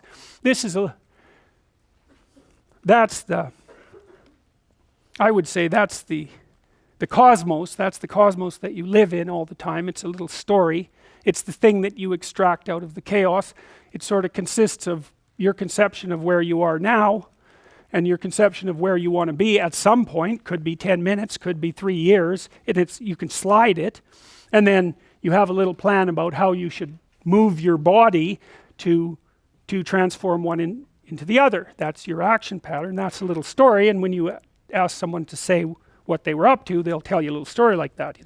I was at some place and I went somewhere else and here's how I did it. And then they might tell you a more interesting story, which is I was someplace and something happened that I really didn't expect, and it knocked me for a loop, and that's a good divorce story. I came home one night and my wife was gone. It's like, yeah, chaos. And probably a bit of willful blindness preceding it, we might suspect. Anyways, down into chaos, and then, well, maybe you learn something down there, and maybe you don't, but hopefully you do, and you put yourself together if you're lucky, and then pop, bang, you pop up into another little structure of order. And that's an initiatory process. It's like you're somewhere stable, falls apart, or maybe you break it apart on purpose. You do it voluntarily, People do that all the time. They do that, for example, when they experiment with drugs, and they do that when they go on wild adventures, and when they break themselves out of their normal routine and throw themselves somewhere they don't understand and hope that that's going to produce a transformation of personality. That's the basic story. That's the initiatory story. Now, this is William James, who was one of the establishers of modern psychology, and a kind of an odd guy. He was an early experimenter with psychedelics. Of course, they'll never tell you that, but he was. And his drug of choice was nitrous oxide, which is an inhalant gas, which seems to be inert. No one really knows why it works, but it produces quite intense hallucinogenic experience, mystical experience. Although if you breathe too much of it, then you die because it doesn't have any oxygen in it. So don't do that. And he wrote some really bad hippie poetry back in the 1880s while he was, experimenting with nitrous oxide. I'll read a little bit of that to you. Pure experience is the name which I give to the original flux of life before reflection has categorized it. Only newborn babes and persons in semi-coma from sleep, drugs, illnesses, or blows can have an experience pure in the literal sense of a that which is not yet any definite what, though ready to be any sorts of whats, full both of oneness and of manyness, but in respects that don't appear, changing throughout, yet so confusedly that its phases interpenetrate and no points either of distinction or of identity can be caught. 1905, William James, Journal of Philosophy. You know, a lot of these old guys that established what we regard as, you know, fairly stable bodies of knowledge were just as crazy as you can possibly imagine. They're just the most peculiar damn people, and they get sanitized, you know, as they are represented in history, and that's no fun. You know, I mean, it's much more interesting to know what they were like. They were just so bloody peculiar and strange and involved in all sorts of weird things. It's a lot more fun to know that. Here's his poem. Wow. It's like right from 1968. No verbiage can give it because the verbiage is other, incoherent, coherent, same, and it fades, and it's infinite, and it's infinite. Don't you see the difference? Don't you see the identity? Constantly opposites united. The same me telling you to write and not to write. Extreme, extreme, extreme. Something and other than that thing. Intoxication and otherness than intoxication. Every attempt at betterment, every attempt at otherment is it fades forever and forever as we move. It's like, it's just about as incoherent as postmodernist philosophy. So we know for archaic and traditional cultures that a symbolic return to chaos is equivalent to preparing a new creation. It follows that we may interpret the psychic chaos of the future shaman as a sign that the profane man is being dissolved and a new personality being prepared for birth. Transformation. Here's a way of thinking about it. Paradise. Paradise lost. Redemption. Classic story of mankind. Always. There was a great past. We're in a state of chaos. We're heading towards a better future. Everyone thinks that way. The stories are based on that. Well, that's that. Now, Ellen Berger, who wrote a lot about the psychoanalysts, believed that Freud and Jung in particular had a creative illness, which he regarded as a sort of spontaneous shamanic transformation. And he said, a creative illness has these elements. It succeeds a period of intense preoccupation with an idea and search for certain truth. It's a polymorphous condition that can take the shape of depression, neurosis, psychosomatic ailments, or even psychosis. Jung was in that state when he wrote this book called The Red Book, which was just released last year, which is full of visionary illustrations and very strange poetry. And it contains the communications he had with imaginative beings that he conjured up when practicing doing exactly that. He practiced that for years, and he had these autonomous beings manifest themselves in his fantasy and had long conversations with them. It just, you know, while he was working as a doctor and having a sane, normal life, and well, it's kind of, well, it's really something. Whatever the symptoms they're felt as painful, well, he thought maybe he was going mad. And some people think he did. If not agonizing by the subject, with alternating periods of alleviation and worsening. Throughout the illness, the subject never loses the thread of his dominating preoccupation. It's often compatible with normal professional activity and family life. But even if he keeps to his social activities,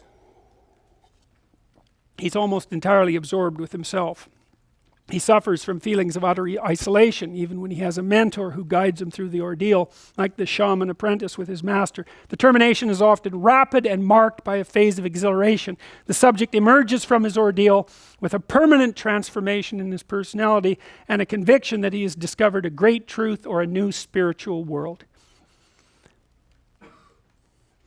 Many of the 19th and 20th century figures regarded universally as great, Nietzsche, Darwin, Dostoevsky, Tolstoy, Freud, Jung, were all additionally characterized by lengthy periods of profound psychological unrest and uncertainty. Well, you don't generate a new theory without some birth pangs, right? Because your old theory has to bite the dust first, and when your old theory bites the dust, it's like, where are you? You don't know. Do you know if you're going to come up with a new one? No. Here's a cool thing. This is my daughter. She was 5 years at this point. She was playing Prince and Princess with Julian, her 3-year-old. She said, Dad, if we killed a dragon, we could use his skin as armor. Wouldn't that be a good idea? I thought, hey, yeah, that's a hell of an idea, kid. You know, you go right after the thing that frightens you the most and you develop something that protects you from doing that. It's like, where did she get that idea? Well, good work, kiddo. She had plenty of dragons in her life. So,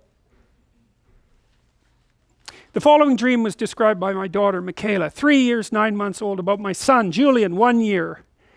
Julian was in the process of toilet training and rapid speech development and was having some trouble controlling his emotions. Michaela liked to call him baby. We had several discussions about the fact that he wasn't really a baby anymore. She told me this story while I was at the computer, so I was able to get it verbatim. She wasn't very happy with the idea that he wasn't a baby anymore because she kind of liked the baby. She took care of that baby a lot, and her little brain was having a hard time with the notion that whatever that thing is now, it isn't a baby. It's like, well, where's my baby? And believe me, plenty of mothers go through the same thing. Then they attempt to keep their children babies for the rest of their lives.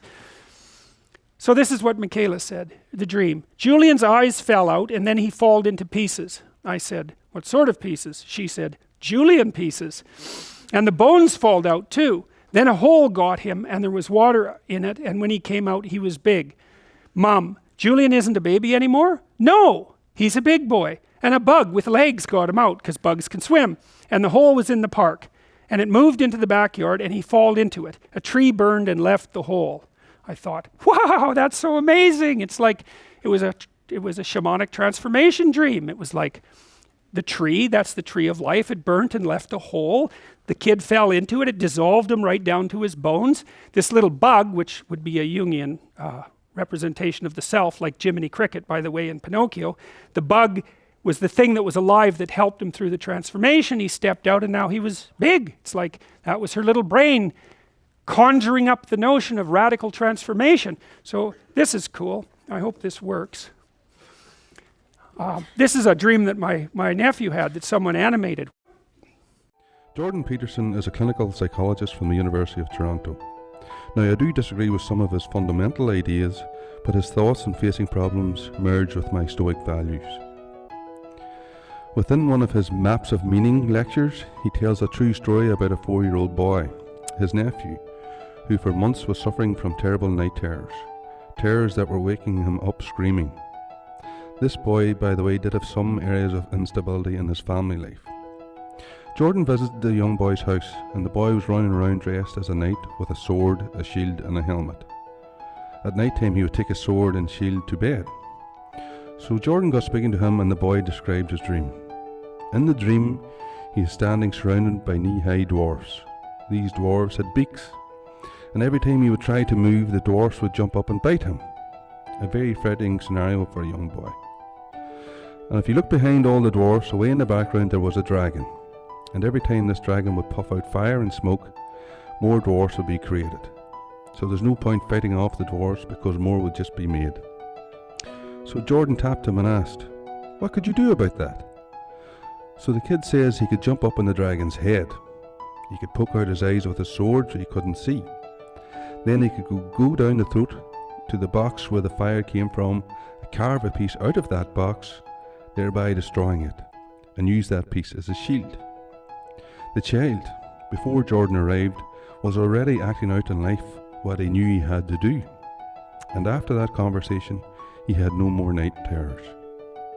This is what Marcus Aurelius meant when he said, the impediment to action advances action. What stands in the way becomes the way. He was telling us that we must not shy away from problems or shun our personal responsibility. We must be willing to sacrifice our comfort, go to the source of our problems to solve them, and then take something away. Well, there you go. So, yeah, he was waking up screaming at night for weeks. That's night terrors. He couldn't really remember what the hell was going on. And there was instability in his family. His parents got divorced soon after, and he was off to kindergarten, and that was kind of destabilizing him too. And so it was fun to watch him zip around as a knight. It's like, you know, where did he get that idea? Well, you know, he watched TV, he watched movies. His little imagination was aggregating the picture of the hero, and then he was trying to act it out. That's what he was doing, pretending, right? I'm pretending to be the thing that takes on the unknown. And then he has this amazing dream. It's like, it's mind-boggling. It's so sophisticated. It's like, well, here I am, and there's troubles everywhere, and they're biting me. They're jumping up on me.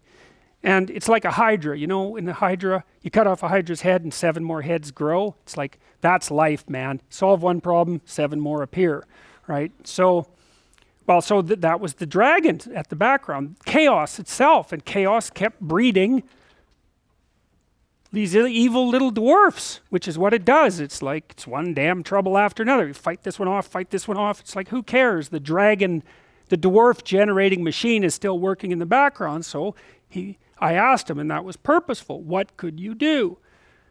See, that's a leading question. That implies that there's something that he could do. He said, well, I'd take my dad, that was missing in the animation, and we'd go, well, poke the dragon's eyes out, go right down to the source of the problem, extinguish it, make a shield, right? So that meant that he would have strengthened his character by the encounter. So, brilliant. And I talked to his mom for months afterwards. Done. No more night terrors. What had happened?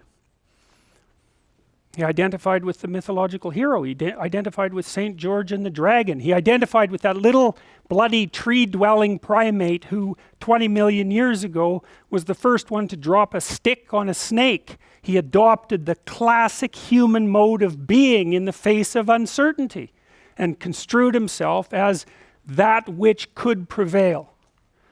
End of terrors. Well, I guess we're done, eh?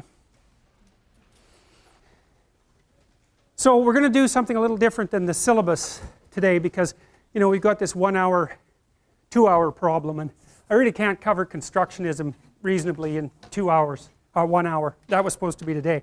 So what I'm going to do instead is continue on the line that I've been pursuing, but I'm going to expand it up more into Jungian psychology, which is what we're going after constructivism anyways. And so I can weave the constructivism and the depth psychology together, and it's nice to do that because it gives you a kind of a coherent view. So just so you know, we're one lecture ahead at the moment, roughly speaking, and I'll do constructivism on Tuesday for 2 hours. So, all right, so I showed you that animation. I told you about my nephew's dream, which is a remarkable dream, you know, really. It's just amazing, amazing dream. And it's got this archetypal pattern, you know, and the pattern is that there's a threat, and worse than that, that there are threats, and at the back of it there is the fact of threat itself. You see, so human beings, we're so smart, hey? So this is so amazing that we figured this out. So you imagine, well, human beings are the only creatures that can really conceive of the class of all threatening things, right? And that's kind of why we can be permanently anxious. So it's sort of annoying. So, you know, here you are, and it's safe. There's no lions here, or anything that might prey on you. But you can think of something to be anxious about, no problem. You know, I'm certain you've got some little skeleton rattling around in your closet somewhere that's like eating away at you. And so, I think part of the reason we're so damn awake, human beings, is because we're always anxious. And you have to be awake when you're anxious. And the anxiety system actually activates your reticular activating system, and that actually produces, it's the substrate for consciousness. If you snap a few fibers in the back of your brain that are part of the reticular activating system in a car accident or something, you'll go into a coma, and that'll be that. You're not getting out of it. Doesn't take much of an injury either in the right place. So anyways, so human beings have been struggling with this problem of threat forever, really, for as long as there's been life, or at least as long as there's been life with a nervous system, and you know, that's several 100 million years. It's a long time. And of course, it's easy to, you know, to respond to a particular threat. Think about zebras. They're out there on the veldt, and there's lions everywhere, right? But the zebras are like, they're calm because their lions are sleeping, and so the zebras don't think, apparently, oh my God, what was going to happen when those lions wake up, because they don't think that way. You know, and they're not going to be happy if the lion goes into a hunting crouch and starts its hunting approach, obviously, but it's not like the zebras are freaking out non-stop because there are lions around, you know. So they can react to specific threats, but human beings, partly because we discovered the future, which was a big mistake. It was a big mistake, because the future is an uncertain place. We realized that, well, there isn't any threat right now, but there might well be some tomorrow. And if there isn't some tomorrow, well, maybe next week or next month or next year, like it's coming. And so there's danger. So it's the category of danger, you know. and out of the category of danger emerge specific threats, and the dragon seems to be a symbol of, it is a symbol, I believe, of the ever-present fact of predatory, slightly predatory threat. But our nervous systems, as they've become capable of abstraction, have used that underlying architecture to represent more abstract categories. So it's not a predator, like a dragon is not a predator because there are no dragons, but maybe a dragon is a snake and a crocodile and maybe a leopard and maybe a predatory bird all mangled into one monster, because a monster is actually technically something that's made out of disparate parts. And so it's a good symbolic representation for the unknown as such, that which lies beyond the campfire, let's say, and what lurks out there. And so the eternal problem is, what the hell do you do with the dragon? And that also explains why the dragon typically is a treasure guarder, right? Because it's even more, the problem is even worse. Out there in no man's land, out there in potential, there's threat and like mortal threat, but there's also endless opportunity and riches and wealth and the possibility of attracting someone and all of that. And so, well, the dragon, you can't just be afraid of it, you just stay in your burrow the whole time. And lots of animals more or less do that, you know, especially the nocturnal ones, they just hide away. But that isn't what human beings are like, because we're not only prey animals, right? We're also predators. And then of course we're crazy, we're absolutely insane chimpanzees, right? We're crazy. And so we're always out there mucking about with things and with our, you know, fingers and our thumbs and taking the world apart and putting it back together, and we're crazily exploratory and troublemaking. And so we don't just run from dragons, we go hunt them down.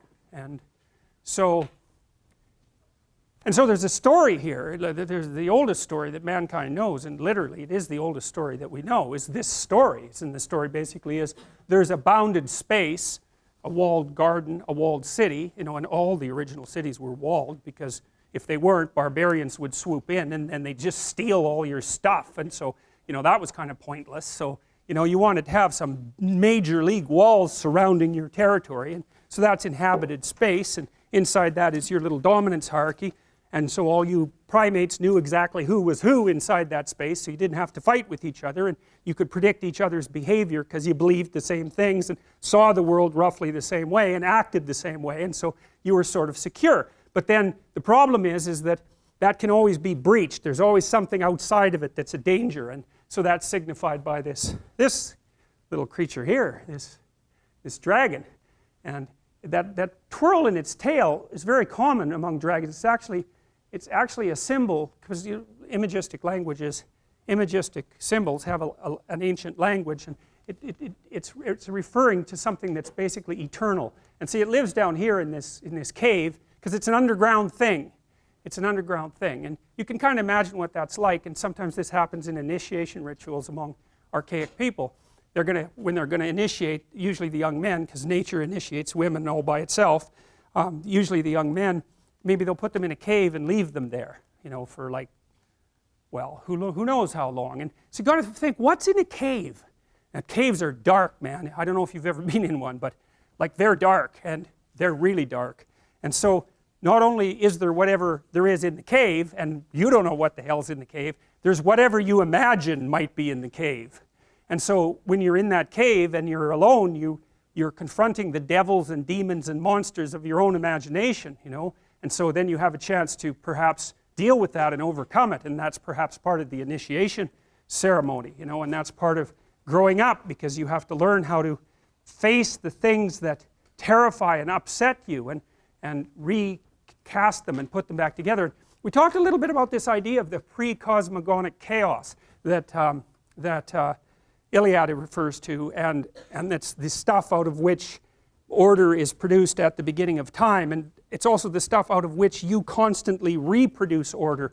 And the Jungians, the psychoanalysts, especially the really deep psychoanalysts like Jung, Freud was a more surface psychoanalyst, and that's not an insult. There's some things that Freud figured out that are absolutely amazing. He was a precursor to Jung for sure.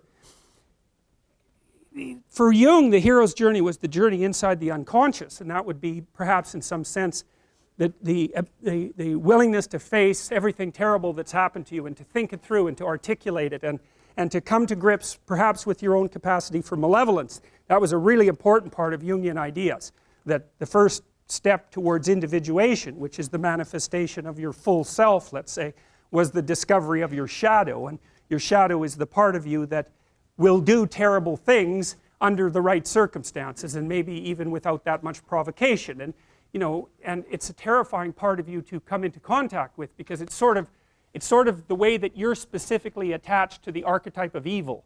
That's a good way of thinking about it. And you know, modern people, they don't really think much about the idea of good and evil, but that's because most of them are so damn naive, you can just barely even comprehend it. You know, if you read any history, if you really read it, like, and you don't come away with the idea that evil exists, it's like you're just reading the wrong kind of history, you know. It's just unbelievable what people can do to each other.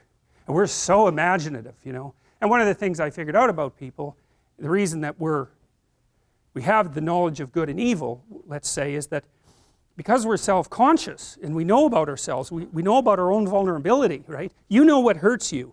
You really know what hurts you, way more than an animal knows. And so, and you're also creative, and so once you know what hurts you, man, you can really hurt someone else. And you can do it in such a creative way. You can draw it out. You can make it excruciating. You can take people apart physically and psychologically.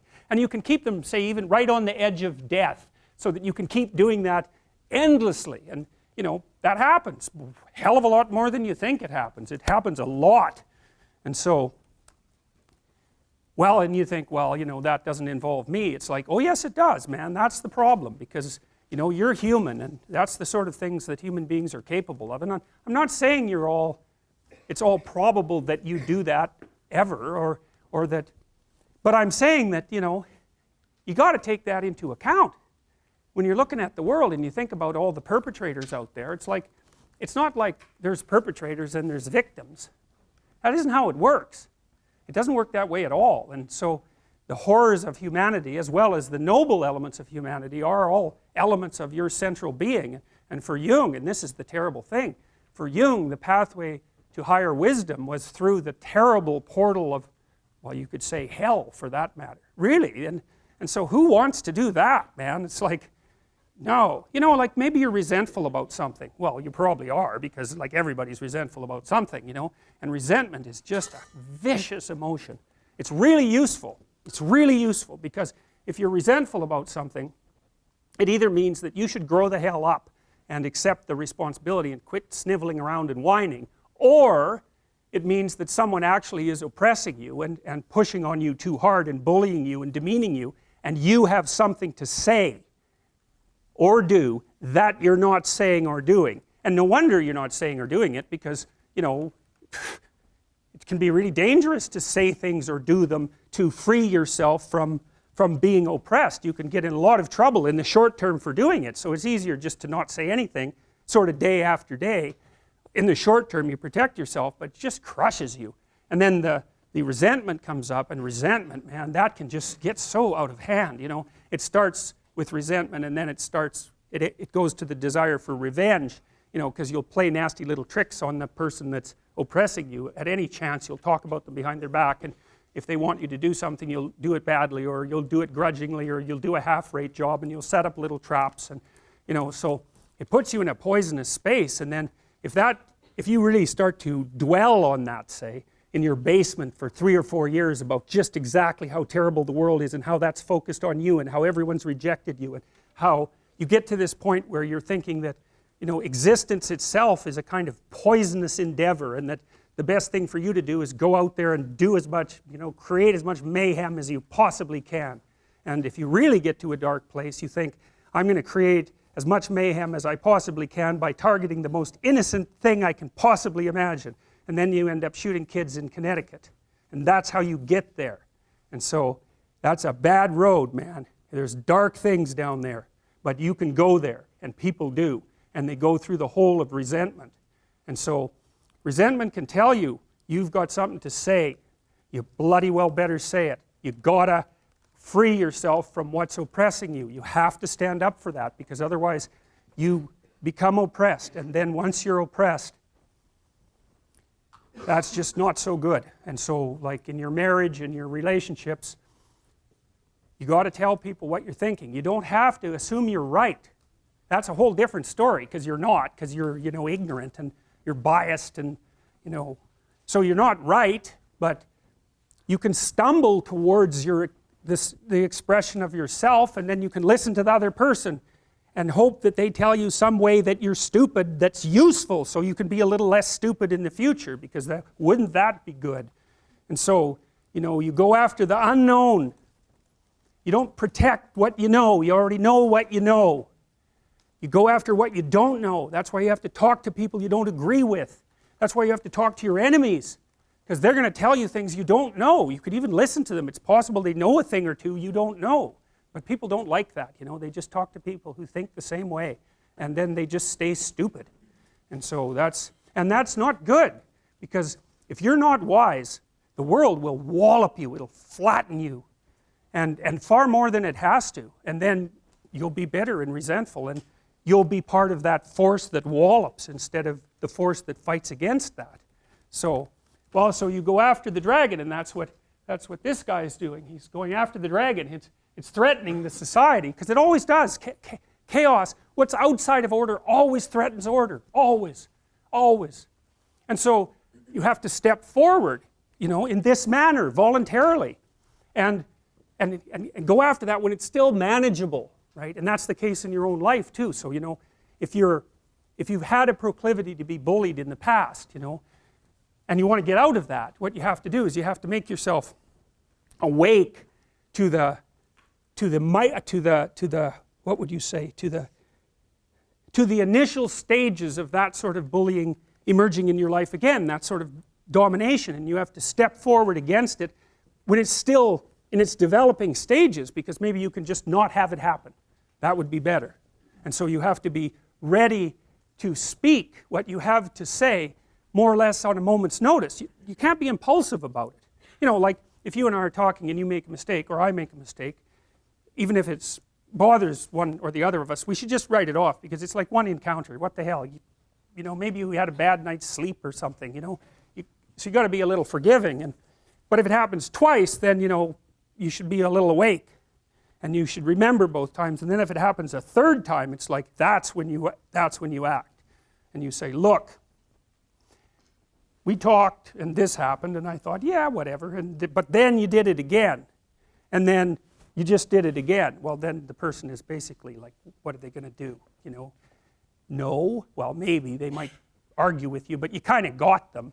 And generally, if you just point that out to people, just like that, just that you noticed and are willing to say something about it, they'll back the hell off. They'll often apologize. And sometimes you even make them a little more conscious, which is like, hey, that's not such a bad idea. And that's what all this means. And so this chaos idea, so for Jung, it was the unconscious, right? It was the contents of your unconscious. And so that might be the unknown past, the threatening past that you have never dealt with. Might be the threatening future. It might be the threatening present. But Jung realized as he got older that the unconscious was also the world. And you think, and so the chaos is not only your unconscious mind, which meets the unknown, but it's actually the unknown itself mingled together. And you think, what the hell does that part? That's why the dragon is a land creature and an air creature. It's matter and spirit at the same time. And this sort of gets us into constructivism. Because the constructivists think that basically what happens is that you encounter those elements of the world that don't fit into your theory, and out of those new elements you make the world through your perceptions, and you make yourself by incorporating the information and transforming yourself. And that's how Piaget explains the development of a child. The child starts out with some reflexes, basic reflexes, and manifesting the reflexes produces results in the world, and then the child has to reorganize its perceptions to take into account the transformations, and so then it gets a little more sophisticated, and then it can do a few more things, and then it can manifest more changes in the world, and then it tracks them and modifies its perceptions and actions to account for them, and it just keeps doing that, and that's how the child boots itself up like a computer does. It's a very cool idea. And so from the Piagetian stance, so it's a constructivist stance, you could think of the world as a latent pool of information. It's something like that, with a structure, obviously. that you can interact with your little fingers and your body and your mind and your eyes and your mouth, and you make changes happen and you track them and you model them and you build your skills. And as you continue to do that in the safety of your house, initially under the care of your parents who fill in where you're ignorant, you just emerge more and more competent and confident and ready to move ahead. So that's how the constructivist idea works. And so there's kind of a chaos idea at the bottom of that, which is that out of which you emerge and the world emerges at the same time. Because you don't see reality, not at all. You see almost like an animated version of reality, like when I look at you, I just see the front of you, I just see the outside of you, I see you at this height, I don't see any of your internal structure, I don't see the back part of you at all, I don't see your family, I don't see your history, I don't see your future, I just see this slice of you. You're so complicated, I just see this little, like, oversimplified slice of you right now, and I think that's the reality. And it's sort of the reality, the way that a Simpsons character is you. It's like, it's sort of like you, and it's enough so that you can watch the story, but the real you, man, God only knows what that is. And that's a Jungian idea, that the real you is something that radically transcends your perception of yourself or your conception of yourself, and that you get to that higher you, at least in part, by going into the darkest place. And so, it's a hell of an idea, man, it's really, but it's the old idea of initiation, it's as old as time, that idea, and there's something to it, and we definitely recreate it in psychotherapy. Like, this isn't an airy theory, it's quite the contrary, because what you do as a psychologist, always, a behaviorist, say that the most logical, clinical type of psychologist. A behaviorist is an initiatory shaman, even though he or she doesn't know it, because what they do is they say, okay, well, let's take a look at your life. Like, okay, you got a bunch of problems, and they're like massive dragons, and you're just like, you're not going anywhere with those problems. You're just cowering in the corner. And what the behavior therapist does is cut that dragon into those little dwarfs until the dwarfs are small enough so that you can really kick the hell out of them.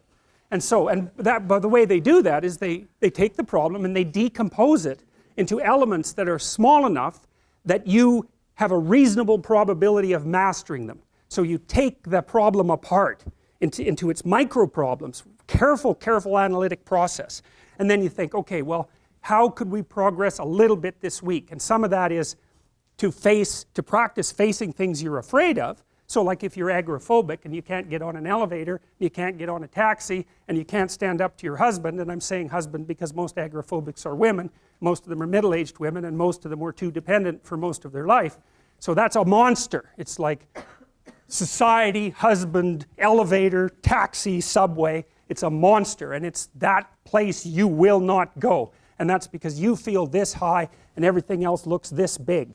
And partly that's because you've run away, and when you run away from something, it grows and chases you, which is, well, it's exactly what happens to a prey animal, man. If you go in the woods and you find a bear, especially a grizzly, well, you're in real trouble if it's a grizzly. But if it's a black bear, generally speaking, if you stand your ground and make a hell of a lot of noise, that thing will leave you alone. But if you run, well, what's it supposed to think? It eats things that run from it. So that's exactly where that idea come from. You turn tail and run, and then the thing that you're afraid of is really a monster, and it's going to like get you and eat you. It's like, well, that's true psychologically as well. And the same circuits that we used to, when we were, out in the forest, even in trees, the same circuits that we used to parse up the world then into safe territory and place where the predators loom, is the way we parse up the world now, which is safe territory and the place where the predators loom. It's just become abstracted way up. So, but it's the same damn circuits. We know this. Like the same circuits you use to forage for information, which is dopaminergic circuit, is the circuit that squirrels use to forage for nuts. And you think, well, why? Well, it's because there's no difference between information and food. Like you trade information for food all the time. That's what you're doing when you're working, especially if you're working on a computer. So the idea that there's an equation between information and food, it's like, well, obviously there's an equation between them. So of course you'd use the same circuits. And I mean, the damn squirrel has to remember where the nuts are. And so for him, information is food even. So and what happened to human beings is that we started thinking, hey, maybe it's better to go after information than it is to go after food. Because going after information produces more food than just going after food. And so that was a pretty damn smart idea, and so we're still doing that. So anyways, this is what you're supposed to be doing. And this is what behavior therapists do. They decompose your problems. What are you afraid of? Well, okay, you're afraid of everything. Well, let's get something specific you're afraid of. Well, I'm afraid of an elevator. Okay, an elevator. So I have a client, she's afraid of elevators. The elevator door opens, she goes, that's a tomb. And I thought, oh, wow, I thought it was an elevator. But for you, it's not a bloody elevator. It's death. And so that's what you're afraid of. It's worse than that. You're afraid of being trapped inside there in the dark alone, not knowing if anyone is going to rescue you, stuck there with your damn imagination, freaking out. It's like, and if that's not, and then maybe you have a heart attack because you're so terrified and you die. It's like, you know, so that's the elevator. Well, it's no bloody wonder that no one's going to get into something like that. And then maybe underneath that is your distrust in the mechanisms of society, right? Because, you know, a normal person, those weird creatures, they'll get an elevator, what the hell, they don't care. And partly it's because they have an implicit belief, even if the thing stops, somebody will come along and rescue them. And usually you don't even think about it, right? It's like, oh, what the hell, it's an elevator. It's like, the danger is invisible to you. And it's partly because you implicitly trust the structure. And so maybe you go into the unconscious presuppositions of the person who is terrified of the elevator and the subways, and you find out they have a real problem with trusting authority, and that's partly why they don't get along with their husband and why they've never been able to stand up for themselves. So then you say, okay, well, you're afraid of the damn elevator, but it's not an elevator, it's a tomb, and the tomb is partly you and it's partly the elevator and partly your unconscious mind. And so, well, what can you handle? Can you go and look at an elevator from 10 feet away? It's like, yes. Okay. How about 9 feet away? Yes. 5 feet? Yes. 4 feet? No. Okay, no problem. 4.5 feet. We're going to go from that elevator and we're going to look at the damn thing until you're bored of it. Because that's what we're trying to, you should be bored of the elevator. Because then you're not afraid of it, obviously. It's like, it's an elevator. You just don't notice it, right? All these things around here that you don't notice, I'd take you out of here and ask you what color the walls are. You haven't got any idea. You know, I suspect for most of you, there's not a chance you'd be able to identify the gender of the person who's sitting next to you, unless you know them. It's like, you just don't remember anything. And why should you? Everything works. Like, you don't have to pay attention to it. It's like, is that staying up? Yeah, it's still up. Yeah, still up. Still up. I was like, really? No. No, you get bored of that real quick, and so then you just ignore it. But the agoraphobic has had that veil of ignorance torn away, and what they see behind it is mortal threat, and so that's really what you're helping them deal with. And so this week they're 4.5 feet from the elevator, next week they're a foot from the elevator, and the week after that the horrible gates of hell open and they look inside and they don't run, and so hey, they're tougher than they thought they were. And that's what you're teaching them, actually. You're not teaching them that the world isn't dangerous. Because that's a stupid thing to teach someone. Bloody right, the world is dangerous. It's terrifying. And sometimes people they realize that. And the veil lifts. And they see horror everywhere. They see that. And then they think, well, I'm just a little rabbit. I'm over here in the corner. I can't move. I'm petrified. And then they can't move. They hide at home. They cower at home. Because everything has become a predatory domain. And so what you teach them is, you're not as much of a rabbit as you think. And part of that is that you help them grow some teeth so that they can go home and have that fight with their husband that they should have had 25 years ago. And it happens very frequently with agoraphobic clients, that you get them so they can go on the damn elevator and they can go on the subway and they can take a taxi. And maybe they learn to drive. Wow. They get some autonomy, and then they're a little tougher, and so then they can stand up for themselves, and they go back, and like, their husband might not be very happy with any of this. Really, it depends on what sort of guy he is, you know. If he's a real tyrant, he might be just perfectly happy that he's married to someone who, you know, is afraid of her own shadow, because then she won't ever leave. And so that's a nasty little story, and believe me, it's not uncommon. So she gets tougher by facing what she fears. And what she finds out is there's a hell of a lot more to her than she thought. And that's really what happens when you do behavior therapy with someone who's agoraphobic. It isn't really that they get less afraid, it's that they get braver. That's way different. It's because brave is alert and able to cope. Naive is there's no danger. It's like, oh yeah, right, there's no danger. Jesus, what a stupid theory that is. So anyways, that's what all this is. That's the story, man, and it's a major story. It's the story of human transformation and growth. It's the evolution of mankind. It's like it's a major story. And we've been working on the damn thing for like, God only knows how long. You know, snakes and primates co-evolved, and our vision, our sharp vision seems to have been an evolutionary adaptation forced on us by the presence of predatory snakes. And we're talking tens of millions of years ago. And human beings have unbelievably sharp eyesight. The only thing that can outsee us is birds of prey. And they have, like an eagle, a bald eagle, has eyes as big as ours, and it has two foveas. The fovea is the central part of the vision. So an eagle is all eyes, man. And so, but human beings, we're kind of like that too, and like half our brain is devoted to visual processing. We have acute vision.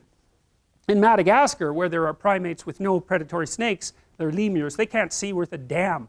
And an anthropologist named Lynn Isbell did a comprehensive study worldwide trying to account for the acuity of primate vision, and what she found was that the more predatory snakes in the vicinity, the sharper the eyesight of the primates. And so we have a really sharp eyesight. So that means a lot of us were eaten by snakes. And none of your ancestors, fortunately, because otherwise you wouldn't be here, but a lot of those who fell by the wayside were snake snack. And, you know, when you're little and living in a tree, a snake is no damn joke. And even now, lots of people get bitten by snakes, and people are phobic of snakes at quite a rate. And some of that actually seems innate. There's arguments about between psychologists about this, but even the ones who don't accept the fact that it's innate accept the fact that you can make someone afraid of a snake by conditioning just like that, where trying to make them afraid of a flower by conditioning is really, really hard. So we're at least, at minimum, prepared to be afraid of snakes. Minimum. And I believe I believe the fear is actually innate, although you can learn to control it. So anyways, so that's that story, and like, what a story, man. It's an amazing, amazing story. You see, the den of the dragon here is littered with skulls and bones. That's what that is. So the thing is no joke. It's like, look the hell out. And that's this, you know, and look it up in the top right-hand corner there. You know, that's from Peter Pan, right?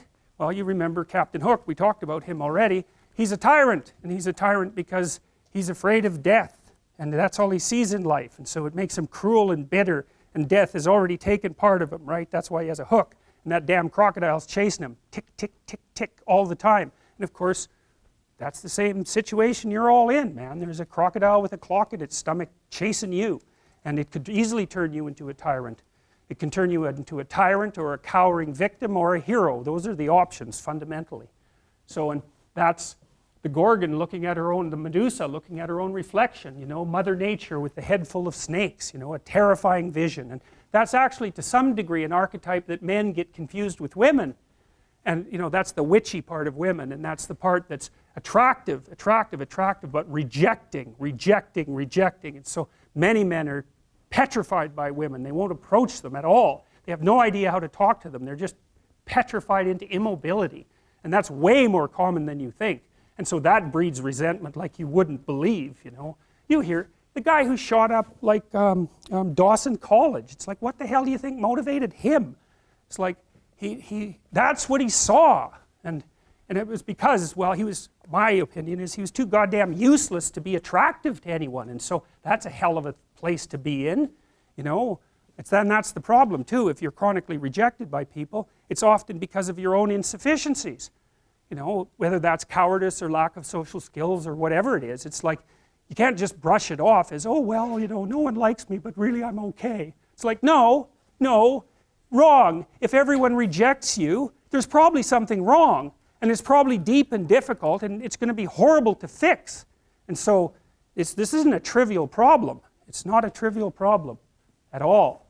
And so, you know, that's Mother Nature for men too, because from the sexual selection point of view, if they're not selected as a mate, nature has taken them out of the game, right? And so, you know, people don't really like that. They're not that happy with that. And so, but getting all whiny about it and then getting violent is like, that's just not really very helpful, although it's very common. So, this is Lynn Isabel. An evolutionary arms race between early snakes and mammals triggered the development of improved vision and large brain in primates, a radical new theory suggests. These are old representations. I really like this one. This is, I don't remember, I think it's Greek, but it doesn't exactly look Greek. It might be older. It doesn't matter anyways. You see, it's the same thing, same idea as Graham's dream, right? It's like there's this thing that exists, this multi-headed snake, and it's got this infinity problem. It's everywhere. That's that little circle down there. And the problem is, well, what do you do with it? You cut off one head, 7 more grow. That's the eternal problem of life. And the problem is, there is the category of problems in life, and it ain't going anywhere. And so the question is, can you deal with the whole category at the same time? That's the thing. That's how to be in the world, is to deal with that category all at the same time. And so how did human beings, what did they come up with as a solution? And that's so cool too, because the solution they come up with not only was the heroism that allows you to approach what you're terrified by and what you find offensive and to learn from it, but also the idea of sacrifice, and that was played out by cultures everywhere, including human sacrifice. And you think, what the hell was up with those crazy bastards so long ago? They were sacrificing to gods all the time. What kind of clueless behavior was that?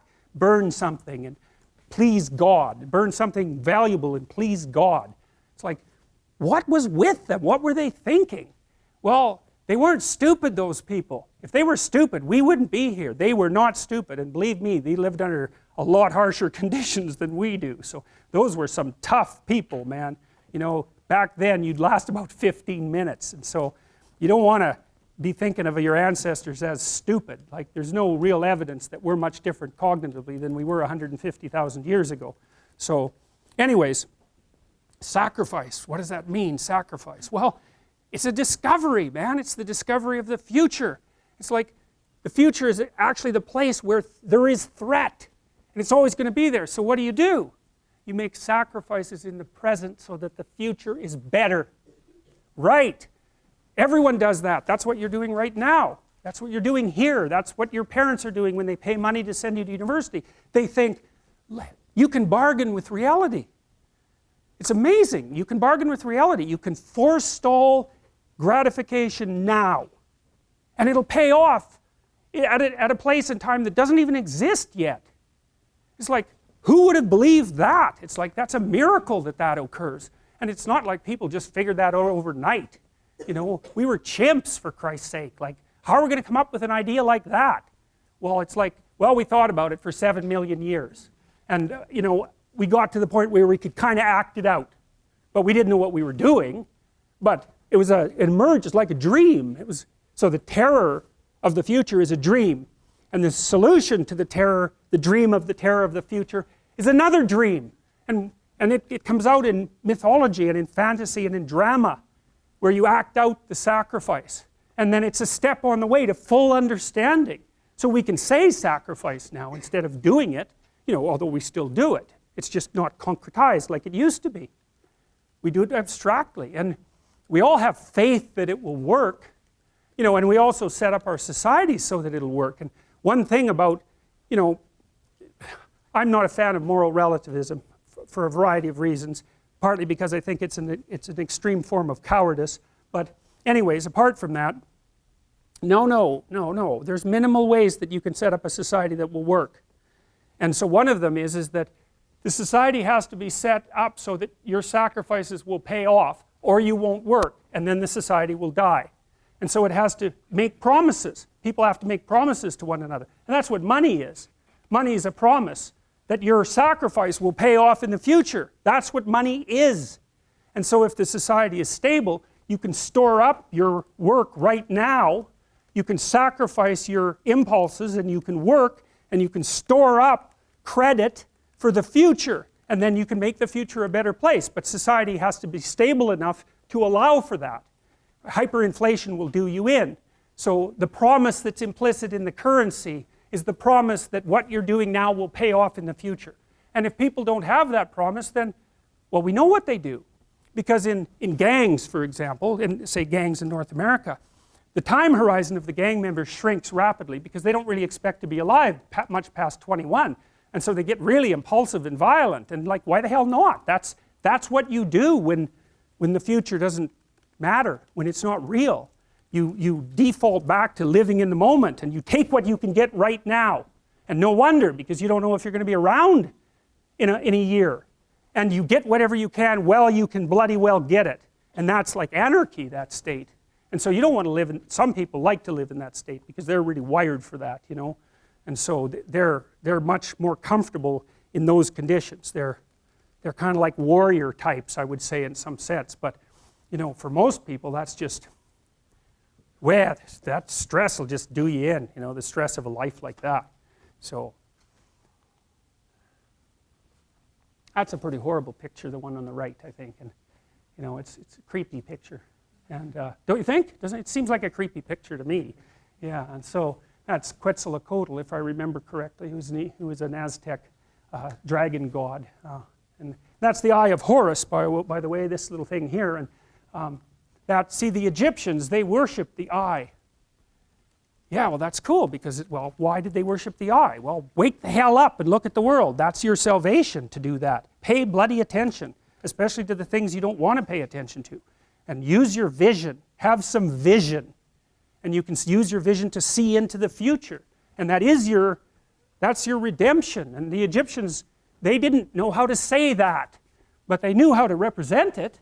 And that's how they represented it. Like, the pupil on that is completely open, completely dilated. And that's a god as far as the Egyptians were concerned. It's Horus, and I'll tell you Horus' story at some point. So, early primates developed a better eye for color, detail, and movement, and the ability to see in 3 dimensions. Traits that are important for detecting threats at close range. Humans are descended from these same primates. All right. So, now, the initiation.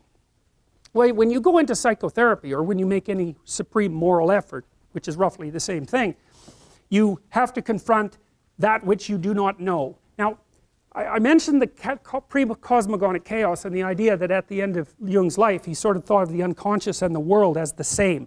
And you think, what the hell does that mean? But here's what it means. So let's say you're in a long-term intimate relationship and you get betrayed. Okay, so what is it that you see when you see your partner at the moment you know of the betrayal? Well, you see the pre-cosmogonic chaos. And here's why. Well, it rattles your unconscious up because you don't know anything anymore. You don't know what the past was, right? You don't know what it was. And it's supposed to be real, and all of a sudden you don't know what it was. And so you come up with wild ideas about what it might have been and what it represented, and then you don't know what the future is going to be anymore.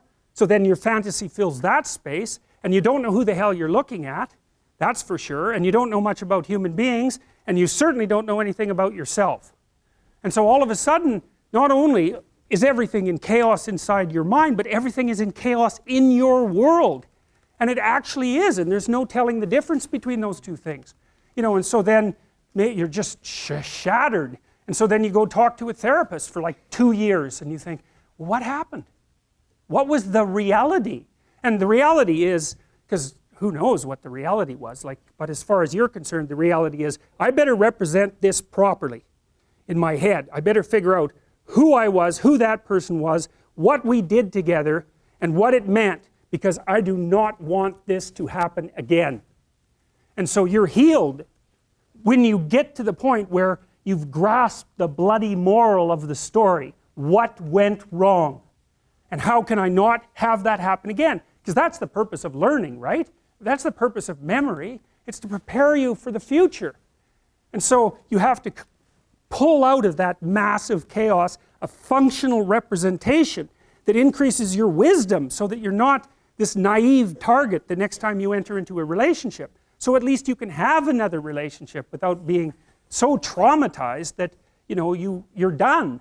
And you know, it can take people years to talk that through because this landscape of potential opens up when they're betrayed. It's like, well, anything could have been the truth. Well, to sort through that, you have to wander through all that mess and it's really painful and emotional as well. You have to sort through all that mess to come out with the new you, right? The renewed you. And so, well, this is a representation of it. This is how people act this out. But whatever method he may have been designated, the shaman is recognized as such as only after having received two methods of instruction. The first is ecstatic, dreams, trances, and visions. The second is traditional, shamanic techniques, names and functions of the spirit, mythology and genealogy of the clan, and a secret language. Well, one of the things that happens, this happens to you even if you encounter something terrible like a betrayal. What happens is that you have to take a journey into the domain of morality, essentially, which is, well, how did I act, and how did that person act, and how should have they acted, and how should have I acted? And that's part of your cultural structure. And so that's the idea of rescuing the dead father from the depths, right? And that's, well, we'll show you some examples of that. So this is a critical issue with regards to the shamanic transformation, is that people go through these terrible experiences, often drug-induced, by the way, with regards to the shaman. They usually use psychedelic chemicals of one form or another, often mushrooms, but they've come up with some very strange concoctions like ayahuasca down in the Amazon. And ayahuasca is an amazing substance. It's made out of the bark of one thing and another plant whose name I don't remember, that hardly even grow in the same place and that have to be cooked together in a special way. And no one has any idea how the damn Amazonians figured that out. It looks impossible. And if you ask them, they say, well, the plants told us how to do it, which, you know, Western people don't find very helpful. But the shamans are perfectly happy with that description. And ayahuasca takes them apart. And it does that in part because it affects the serotonergic system very, very powerfully, like all psychedelics do. And it transports them to another world. And that's how they interpret it. And what we know about psychedelics, you could put in a thimble and then throw the thimble away. We know nothing about psychedelics. There's new experiments going on at Johns Hopkins, for example, with psilocybin, which is part of this active chemical in magic mushrooms. Same structure, basically, as LSD and mescaline. And all the real psychedelics have basically the same structure, except the one that's derived from Amanita muscaria, which is called muscarinic acid. And it's its own weird thing that no one knows anything about. Anyways, they have profound neurochemical effects in very small doses. And the research group at Johns Hopkins has given psilocybin to research subjects, you know, purified psilocybin, because they started the new experimentation with psychedelics, and that's been banned for like 40 years, because psychedelics were so terrifying to our culture that we just put them away. It's like, whoa, no, we're not going there. And so even from a research perspective, and even though some of the psychedelics look very promising for the treatment of disorders like alcoholism, they recently used psilocybin to help people stop smoking down at Johns Hopkins, and I think they had an 80% success rate, which is just like, that's just absolutely mind-boggling. And so, but if you give people psilocybin and they have a mystical experience, which is very common among people who take these sorts of chemicals, then their personality transforms permanently, such that 1 year later they're one standard deviation higher in openness. And openness is the creativity dimension. And that seems to be a permanent transformation. And so that's really remarkable. And about 80% of the people who undergo the Johns Hopkins experiments report that the experience is like one of the two or three most important things that's ever happened to them. And so, well, that's something, you know. It's like, and then there's this guy named Rick Strassman down at, I think he was at the University of Texas, and he did experimentation with DMT. And DMT, dimethyltryptamine, if I remember correctly, is the active ingredient in ayahuasca. And you produce it in your brain, and it's in plants. It's like a very common chemical. But DMT is a weird hallucinogen because it has an extraordinarily short mechanism of action. It's like, and people who take it report that they're blasted out of their body, like out of a cannon, and then they go out somewhere and encounter beings of various sorts, and then 10 minutes later they're back. And virtually everyone reports that, which is really strange.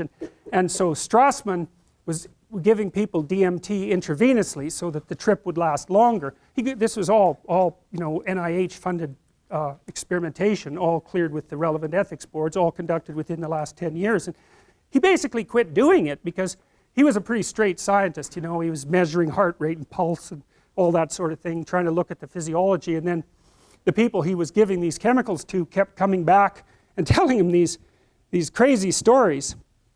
And well, it was too much for him, you know, and no wonder, you know, because they all said the same thing. And he'd say, well, that was a dream. And they'd say, no, and it was the most real thing that ever happened to me. And he'd say, well, you know, it's an archetypal experience. And they'd say, no, that was no archetypal experience. I went somewhere else and I saw things and I'm back, and like, I don't care what you think. And like, who the hell knows, right? Because it's all subjective. But the weird thing about it is that everyone's reporting the same thing. How the hell do you account for that? And then the shaman, you know, when they take these psychedelic chemicals, they basically say the same thing. They say, well, first of all, it more or less killed me. That's this. You know, I dissolved to a skeleton, and then I climbed the tree that unites heaven and earth, and I went into the realm of the gods, and they gave me some information, and I'm back. It's like, okay, well, you know, we don't really know what to make of that. And certainly that's what Eliade describes when he describes the shamanic procession, not the shamanic initiation. And you know, there's dissolution to a skeleton first, and then like a death, a symbolic death, or experienced as an actual death, and then bang, up into the realm of the gods, and then they come back. It's a very old idea. I mean, that's a medieval representation of the tunnel that people travel through at the end of their life to, you know, to find the light, which is a very common near-death experience report, and people don't have any idea what the hell to do with those reports, except say, well, it's the paroxysms of the dying brain, which you'd expect to be a hell of a lot more random, in my opinion. And the idea is there's a rebirth after that. And you know, here, this is the Scandinavian representation of that tree that unites earth with heaven. And so there's the Scandinavian representation. It has a snakes down here eating it. And then that's the Amazonian representation. It's like, how the hell do you account for that? I mean, those pictures are so similar that it's beyond belief. Well, you know, we lived in trees for a long time. A long time. Millions of years. And there were lots of snakes around them. And so the idea that reality is a tree that's surrounded by a snake that's in us, man. It's down there. It's deep. And there's something about it that's true. Now, not true like we normally think of truth, but true in an entirely different manner. So, and all that's pretty damn strange. We'll stop with this. My son drew this when he was 7 years old. It blew me away, man. I thought it was so cool, so I had it laminated. And so, here is what it is. On the right-hand side, that's order. It's like the yin-yang thing. That's order. Left side, chaos, right? And those are all mushroom houses, which I thought was amazing. And then there's this river that runs right down the middle, like the line for order and chaos. And then there's this tree that goes up to heaven, and that's heaven up there. It's like there's St. Peter, there's the pearly gates, there's the clouds. It's like, he never went to church, you know. It's like, what the hell? And then there's a little bug there that goes up and down from heaven to earth, and that was him. And I thought, he had a very organized psyche, that kid. He was a very, very stable kid, and still is. And he drew that, and I thought, Jesus, that's just bloody well unbelievable. And I still think that when I look at it. And that's a great example of an archetype. And so we'll see you Tuesday.